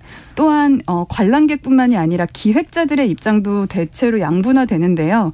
관람객이 증가하는 것을 긍정적으로 본다는 의견과 전시에 대한 이해 없이 관람객이 너무 소비자로 변모하는 현상은 좀 아쉽다. 이런 의견이 대립되는데 어떠세요? 전시장에서 그 감상보다는 인증샷을 찍는 문화에 대해서. 저는 외국의 미술관이나 이런 데 가서 사진 마음대로 찍어도 돼요. 플래시만 안 터뜨리면 괜찮아요. 맞아요. 이렇게 하는 거 보고 맨 처음엔 정말 놀랐어요. 네. 우리 국내 미술관이나 이런 데서는 불가능했거든요. 그게. 맞아요. 네. 근데 그런 거 보면 굉장히 좀 부럽다는 생각을 했는데 너무 또 과하게 지나치게 막 카메라 막 한두 명도 아니고 관람객이 많을 때는 정신없잖아요. 네. 그렇게 하는 건 조금 불편하기도 하고 그래요. 뭐든 어느 쪽이든 과한 거는 좋지 않은 것 같은데요. 이제는 한국의 미술관들도 많이 바뀌고 있지만 말씀처럼 과거에는 관람객 사진 촬영을 엄격히 금지를 했었죠. 그거는 빛에 민감한 작품의 훼손을 막고 이제 저작권 보호를 하려는 목적도 있었거든요. 그런데 요즘의 인증샷 문화에서 가장 논란이 되는 거는 빛에 의한 훼손이나 뭐 저작권 문제도 아니고 찰칵찰칵 이 소리에 의한 특히 이제 인증샷만 찍는 감상의 태도인데요. 사실 이 소리는 한국과 일본만의 문제이긴 하죠. 그러니까 이 소리를 의무적으로 넣도록 한 나라이기 때문에요. 이제 한국에서는 방송통신표준 심의회가 스마트폰 카메라로 촬영 시에 셔터음을 내야 한다고 국가 표준으로 제정을 했기 때문인데요. 이 찰칵찰칵 소리가 감상을 진지하게 원하는 분께는 좀 방해가 되기는 하죠. 홍지 디렉터는 이렇게 인증샷 찍는 문화는 어떻게 보세요? 저한테도 이런 문화가 거슬렸던 때가 있었어요. 굉장히. 제 기억 속에 감상이 아니라 인증샷 찍으러 간다라고 했던 첫 전시는 거의 10년 전이네요. 2013년에 대림미술관에서 라이언 맥긴리라고 하는 사진가의 전시를 열었을 때였거든요. 그 당시에 저는 굉장히 의아했던 기억이 있는데 미술이라고는 전혀 관심도 없는 친구들이 대림미술관의 사진전에 가서 그렇게나 사진을 찍어서 올리는 거예요. 전시가 좋다면서. 평상시에 미술관 가자 그러거나 미술관 잘 안 다니는 친구들인데 인증샷 찍으러 막 미술관에 가는 거 보면서. 맞아요. 그러니까 작품을 찍는 게 아니라 작품 앞에 있는 내 모습을 찍는 거고 작품의 감상을 하는 게 좋은 게 아니라 그 감상을 하는 내 모습이 좋은 거죠. 그런데 작품만 이렇게 찍으면 되는데 셀카를 찍잖아요. 맞아요. 작품을 배경으로. 그게 저는 일종의 허영이라고 생각을 했었어요. 약간 부정적으로 생각을 했었는데요. 1년 정도 지나면서 저는 생각이 좀 바뀌었어요. 그렇게 인증샷만 찍으러 다니던 친구가 어느 날은 이 포스팅을 하려면 한 줄이라도 써야 되니까 작품에 대해서 검색을 하면서 한두 줄씩 적더니 나중에는 이제 그 인증샷을 위해서가 아니라 본인이 좋아하는 작품이 생기더라고요. 취향이 생기더라고요. 그러면서 여러 가지 인증샷 중에서 그래도 이거는 내가 좋아서 더 파고 보게 되고 더 검색을 하고 본인의 감상까지 더해서 어느새 좀 미술 애호가까지 되어 있더라고요. 그래서 이런 게 몇몇 사람에게만 일어나도 좋은 일이겠다. 왜냐하면 미술계는 늘 예술의 대중화를 외치는데 정작 관람객에는 지나치게 진지하고 뭐 엄숙한 태도를 취했던 것은 아닐까 이제 이런 생각이 들었거든요. 그래서 미술관의 엄숙주의를 깨고 일종의 놀이문화로 발전을 하는 것이 대중들이 예술에게 다가가기에는 좀 더 유리하겠구나라는 생각이 들었어요. 엄숙주의 하니까 생각나는데요. 우리는 이제 공공미술로 이렇게 건물 앞에 뭐 조형물이라든가 이런 것들 많이 설치하잖아요. 네. 근데 그 만지지 못하게 하잖아요. 근데 공공조형물을 만지지 못하게까지 하는 건 조금 어려운 왠지 것 만지는 게 같아요. 또 약간 겁이 나기도 하고. 네. 그런데 외국 가니까 피카소 작품을 막 미끄럼틀로 타는 거예요. 그렇죠. 막 기어오르고. 네. 네. 그러니까 굉장히 부러웠던 게 기억이 나요. 갑자기. 네. 우리는 너무 지나쳤던 것 같아요. 우리나라가. 네, 맞습니다. 근데 아까 대림미술관 말씀하셨는데 네. 대림미술관이 정말 인증샷이 처음 시작된 곳이다 이렇게 봐도 되는 거예요? 그럴 수 있을 것 같아요. 그러니까 네. 국내 미술관 중에서 최초로 전시회에서 관람객이 사진을 찍을 수 있도록 좀 공식적으로 이렇게 공개적으로 허용한 것이 대림미술관이었는데요. 예. 사실 허용은 좀 더 예전에 했던 것 같아요. 2010년에 처음 허용을 했고요. 근데 그때는 SNS가 지금처럼 혹은 2013년처럼 활성화되기 전이었는데 아까 말씀드린 2013년에 라이언 맥긴리 사진전에서 약간은 폭발적으로 이 문화가 자리 잡았다라고 볼 수가 있는데요. 당시 전시 제목이요. 청춘, 그 찬란한 기록이었어요. 그 당시 굉장히 신선한 충격을 줬던 네. 전시였기 때문에 그 소위 말하는 뭐 인스타 감성 이런 것처럼 당시에는 네. 인스타보다는 뭐 페이스북이 조금 더 이렇게 그 주요 채널이긴 했지만 네. 그 라이언 맥긴리의 사진이요. 미국 전역을 돌아다니면서 자유로운 청춘의 모습을 담았는데요. 예. 광활한 대자연 속에서 외설적이지 않게 위치한 어떤 이제 누드인 청춘들이나 파스텔 톤의 몽환적인 색감, 자유로운 특유의 동작이나 표정 포착 같은 것들이 특징이거든요. 이것이 20대의 감성을 굉장히 잘 자극을 한 거죠. 그래서 SNS의 붐업과 함께 대림미술관은 20대들 혹은 20, 30대들 사이에서 소위 힙한 미술관으로 자리를 잡았고요. 네. 그 이후 전시에서도 계속 줄 서는 미술관이 되었던 것 같아요. 그 사진 보신 분들은 아실 것 같아요. 네, 혹시 사실, 보신 적 있으세요? 네, 그러니까 되게 자유로움? 네, 맞아요. 해방감 자유로운데 또 같은 몽환적이기도 걸 하고 네. 굉장히 뭔가 이렇게 단어로 표현하기는 어렵지만 시각적으로 이 심상을 되게 많이 건드리기는 하거든요. 나이 20대 때도 저랬으면 어땠을까? 맞아요. 나한테는 했었어요. 없는 과거의 추억을 불러일으키는 느낌이거든요. 맞아요. 네. 그래서 아마 그렇게 큰 화제가 됐고 맞아요. 젊은 사람들이 많이 가서 인증샷도 찍고 그렇게 네, 했던 것 맞아요. 같은데요. 근데 우리 미술계도 이제는 많이 바뀌었죠. 네, 맞아요. 많이 바뀌었고요. 제가요. 얼마 전에 국립중앙박물관을 다녀왔는데요. 네. 사실 대림미술관은 대림문화재단의 일종의 사설미술관이니까 그런 결정이 어렵지 않겠다 싶은데 네. 얼마 전 그 다녀온 국립중앙박물관에 사유의 방이라고 있어요. 네. 거기서도 사진을 이제 찍는 게 허용이 되기도 하고요. 그뿐만이 아니라 전시 문법이 정말 많이 바뀌었구나 싶어서 정말 놀랐는데요. 이 사유의 방에 있는 유물이 반가사유상이거든요. 반가사유상. 요 아시죠? 그럼요. 네, 아마 다 아실 거예요. 국보라고 하면 네. 아마 모르시는 분들이 없을 거예요. 네, 이렇게 턱을 괴고 있는 듯한. 한쪽 다리는 이렇게. 맞아요. 예, 반가. 네, 다른 이제 쪽이 가부좌에서 없고. 반만 내리고 있는 네. 네, 삼국시대 불상의 종류인데요. 이 제가 가서 깜짝 놀란 게요. 사실 유물이 꽤나 고리타분하게 느껴질 수가 있거든요. 근데 유물의 존재가 우리한테는 역사적으로는 중요하지만 네. 사실 대중들에게는 그게 이제 뭐 과거의 역사적 잔존물일 뿐 특별한 감상을 하는 예술품으로서는 약간은 이제 매력도가 좀 떨어질 수 있는 게 사실이거든요. 네. 그런데요, 국립중앙박물관이 이 반가사유상 2점을 전시한 사유의 방이요. 제가 초반에 말씀드린 김난도 교수의 트렌드 코리아 2023에서 꼽은 키워드인 그 공간력이라는 걸 극대화했거든요. 그러니까 유물을 다루는 학예 연구자가 텍스트로만 깊이 연구를 하는 방향 대신에 물론 그것도 있었겠지만 네. 조금 더 제 눈에 띈 거는 브랜딩 전문가가 참여해서요. 관람객의 경험을 새롭게 설계하고 전시실도 전시 설치 업체가 아니라 유명한 건축가가 공간을 설계를 했거든요. 이 사유의 방 브랜딩을 진행했던 비마이게스트 김아린 대표의 인터뷰에 의하면 네. 뮤지엄의 유물이 신라시대의 옛 것이다 보니 나와는 너무 먼 이야기처럼 들리지 않도록 기획하려고 했고 그리고 왜 루브르 박물관 하면 떠오르는 작품이 모나리자. 네, 이제 이런 그쵸, 심볼릭한 그쵸. 아이코닉한 그런 작품들이 있잖아요. 그런 게 국립중앙박물관에는 없는데 반가사유상이 그런 아이콘이 될 수 있게 해야겠다. 이제 이 두 가지 측면을 가장 신경 썼다고 해요. 이 유물이 예술품으로서 얼마나 미학적으로 아름답냐보다는 그 반가사유상 사유잖아요. 네. 사유라는 네. 것은 시대를 막론하고 갖는 핵심 가치라고 생각을 했고 과거에도 사유를 했지만 요즘 사람들도 현대인들도 사유를 하잖아요. 그렇죠. 그러니까 이 사유라는 가치를 관람객이 경험을 통해서 가져갈수록 있도록 해야겠다라고 하면서 이 사유에 빠져들 수 있는 공간력을 극대화한 건데요. 첫 입구에 들어가시면요. 딱 한 문장이 있어요. 예. 두루 헤아리며 깊은 생각에 잠기는 시간.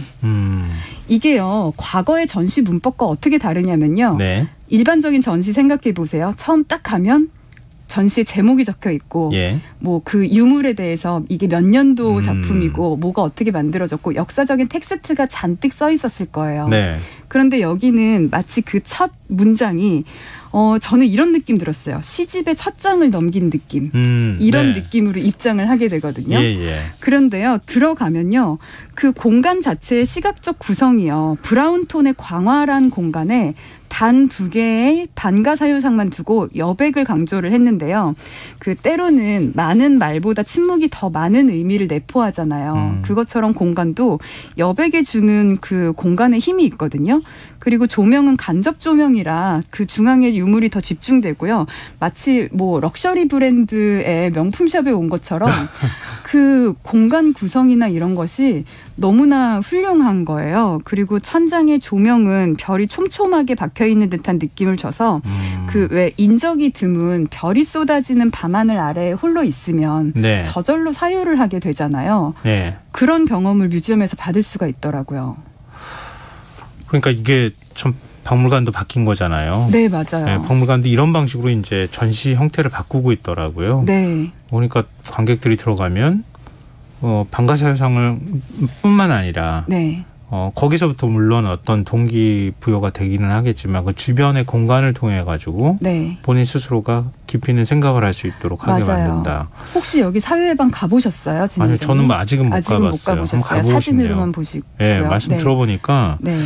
이 전시 한번 언제쯤 꼭 시간 내서 가야 되겠다는 생각이 들었는데요. 네. 이거 언제까지 앞으로도 계속 이게 상설용 전시를 하는 거예요? 네, 맞아요. 이렇게 잘 만든 공간은 사실 계속해서 상설로 계속 쭉 이렇게 아이코닉하게 아까 모나리자 전시를 하게 될 말씀하셨잖아요. 거고요. 맞아요. 네. 그래서 언제든 가셔도 보실 수가 있고요. 게다가 무료 관람이고 그 사전 예약도 필요가 없습니다.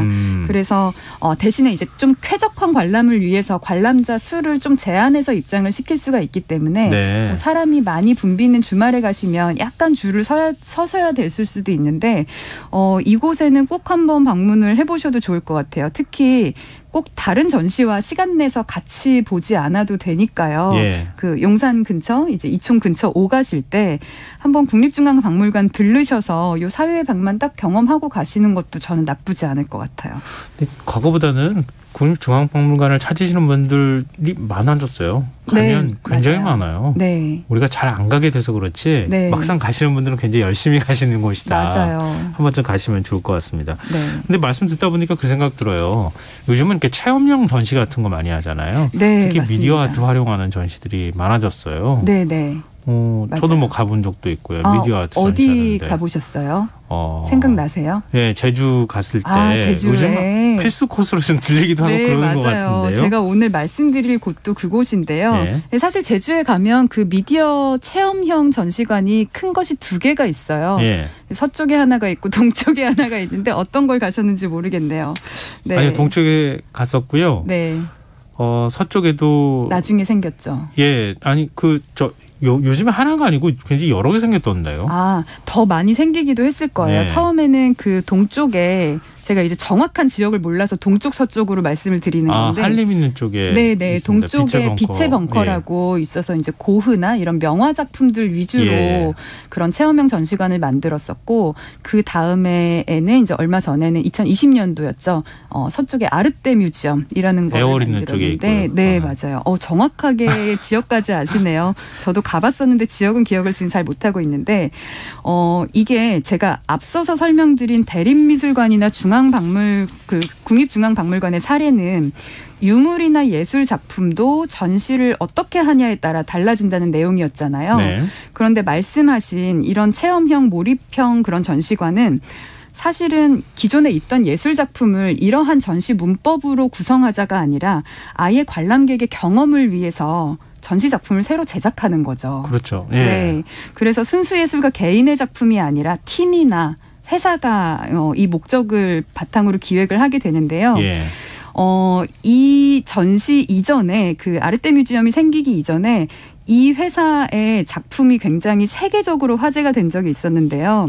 아마 이것도 아실 것 같아요. 진행자님께서도 코엑스 K-팝 스퀘어 예. 삼성역 사거리에 건물의 대형 스크린에서 상영되던 웨이브라고 하는 거대한 파도 미디어 아트 작품 혹시 들어보신 적 있으세요? 예, 예. 네, 도시 한복판에 몰아쳤던 초대형 파도인데요.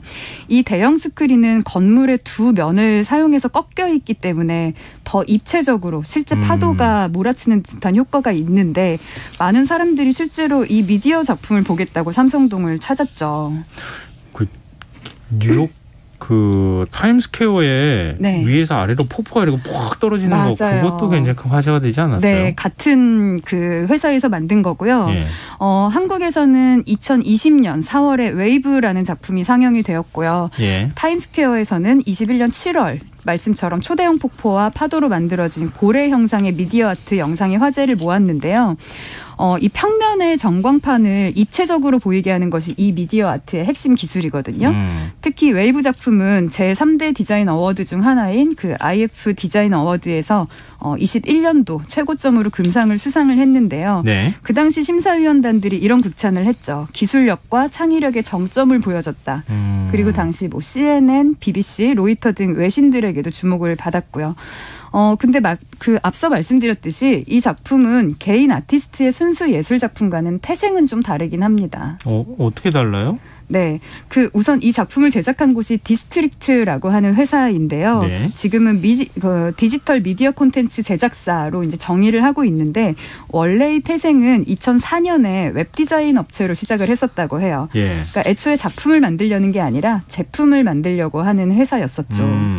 근데 초기에는 기업 주문을 받고 혹은 이제 그 컨퍼런스용 미디어 영상을 제작하는 일을 도맡아서 했는데 네. 사실 기업 주문은요, 수주를 못 받으면 사실 매출 내기가 어렵잖아요. 그렇죠. 그래서 기업보다는 개인을 대상으로 사업을 해야겠다 하면서 이제 전략을 바꾸게 된 건데, 그 아르테 뮤지엄도 그 웨이브 작품이 이제 굉장히 세계적으로 유명해지고 난 다음에 몇 개월 있다가 제주도에 만든 건데, 저도 여기에 갔다가 깜짝 놀랐어요. 줄 많이 안 서셨어요?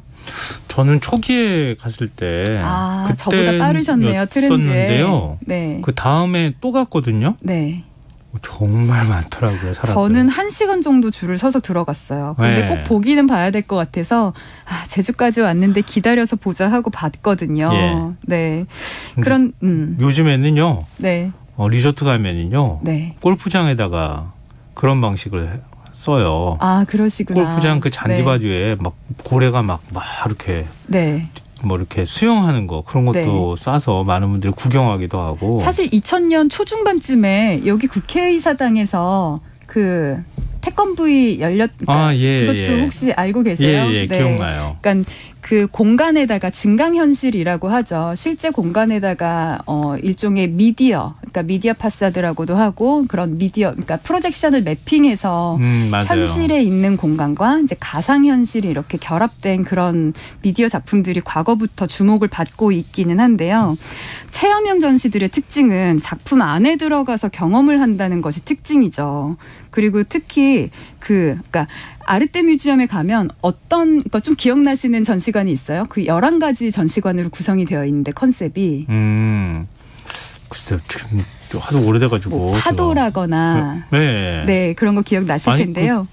뭐랄까요. 전시하는 거를. 네. 이 화면을 굉장히 입체적으로 구성을 하니까 네. 막 작품이 막 달겨드는 것 같잖아요. 맞아요. 네. 그러니까 이를테면 나를 향해 쏟아질 듯 다가오는 초대형 파도를 마주하거나 아니면 아름다운 별빛이 가득 찬 우주 공간에 서 있는다거나 한국에서는 보기 어려운 뭐 열대 공간에서 거대한 동물들과 함께 걷는다거나 절로 환상적이라는 느낌을 받게 되는 것 같긴 해요. 그리고 사진을 찍었을 때 독특한 결과물이 남기는 하죠. 멋있어요. 사진 찍으면. 네, 맞아요. 제주 시립미술관에도 제가 알기로는 미디어관이 따로 있어서 보실 수 있는 것으로 알고 있는데, 그러니까 거기 제주에 가서요. 네. 미디어 아트로 파도를 보는 거. 네. 되게 역설적이네요. 그냥 눈만 돌리면 다 바다인데. 그러게 말이에요. 네. 눈앞에 나가면 생생한 바다가 있는데 왜 그곳에서 미디어 파도를 보고 있냐라는 이야기를 저도 들었는데요. 네. 그게 제주의 실제 바다는 잔잔함을 즐기는 경우가 많잖아요. 예를 들어 태풍이 오는 성난 제주 바닷속으로 뛰어들기는 어려운데 그렇죠. 이 미디어 전시관에서는 집채만한 파도가 쏟아지는데 그 안에 내가 있을 때 이게 분명히 현실이 아닌 걸 알지만 두려움의 감정이나 벅찬 감정이 불러일으켜지더라고요. 대신에 전혀 위험하지가 않죠. 따라서 같은 소재지만 새로운 경험을 받기는 하거든요. 네네. 네, 그러다 보니까 이런 증강현실을 매핑하는 이런 전시가 그러니까 사실은 가까이서 보면 해상도는 조금 아쉽기는 한데요. 사실 어차피 사진이나 영상으로 찍어서 SNS를 올리게 될 때는 그런 게 별로 이렇게 크게 거슬리지 않잖아요. 그래서 저는 사실 가서의 경험보다 찍은 결과물에 대한 만족도가 굉장히 좋기는 했어요. 굉장히 멋있어요. 정말. 네, 맞습니다. 근데 우리 최우명 전시 계속 얘기를 하고 있지만 애초에 맨 처음에 얘기 나왔던 인증샷에 관한 불편함 이런 것까지 좀 같이 고려를 해야 되지 않을까 또 싶기는 한데요. 네. 최우명 전시는 작품을 감상하는 것 하러 가는 것과 그 목적이 조금 다를 수도 있겠다는 생각이 드는데요. 네, 맞습니다. 작품 자체의 개념이나 깊이보다는 이제 현실에서 볼 수 없는 낯선 환경을 체험하면서 느끼는 감정의 확장이 주된 목적이다 보니까 일종의 뭐 테마파크를 가는 목적과 좀 비슷할 수도 있는 것 같아요. 어떤 면에서는. 자유롭게 즐길 수 있는 거니까요. 네, 그것도 맞아요. 또한 매력이기도 한데요. 네. 한편으로 우려되는 부분은 없을까요? 네, 어떤 것이든 일장일단이 있을 텐데요. 네. 최근에 정말 많은 미술관들이 전시장에서 촬영을 허용을 하고 있어요. 예. 오르세 미술관은 문화부 장관이 아예 직접 사진을 허용해달라고 권고까지 했다고 하고요. 그런데 이게 이런 식으로 인스타그래머블한 전시에 의식을 안 하기 어렵다 보니까요. 전시의 다양성을 불러일으킨 이런 스펙타클한 전시들이 역설적으로 좀 전시의 획일화를 가져온다거나 혹은 시각적인 것보다는 개념적인 게 중요한 작품도 있는데 점점 더 시각적으로 화려한 작품 위주로 전시를 한다거나 그런 것이 좀 우려가 되는 것 같아요. 그래서 다양한 전시 문화가 좀 관람되고 소비될 수 있도록 각 기관들이 정체성 확립을 잘 하는 것도 중요할 것 같습니다. 네, 맞습니다. 뭐든 다양성이 굉장히 중요한 것 같아요. 네. 네. 자, 공간의 힘에 대해서 알아보는 시간 미술랭 가이드 오늘 여기서 마무리하겠습니다. 오픈 갤러리 홍지혜 디렉터가 지금까지 함께했습니다. 오늘 말씀 고맙습니다. 네, 감사합니다. 김성환의 시사야 오늘 순서 여기서 마칩니다. 모바일 쿠폰 당첨자는 홈페이지 공지사항에서 확인하실 수 있습니다. 편안한 밤 되십시오.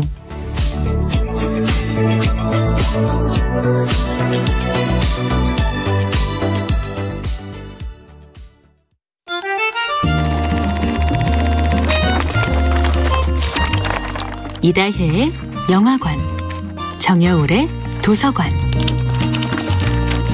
안녕하세요. 영화에 대해 자팍다식한 대화를 나눌 이다혜입니다. 이번 주에 이야기하는 영화는 2003년 영화 살인의 추억입니다. 2022년의 한국 영화계를 말할 때 빼놓을 수 없는 배우를 말한다면 두 사람이 떠오르는데요.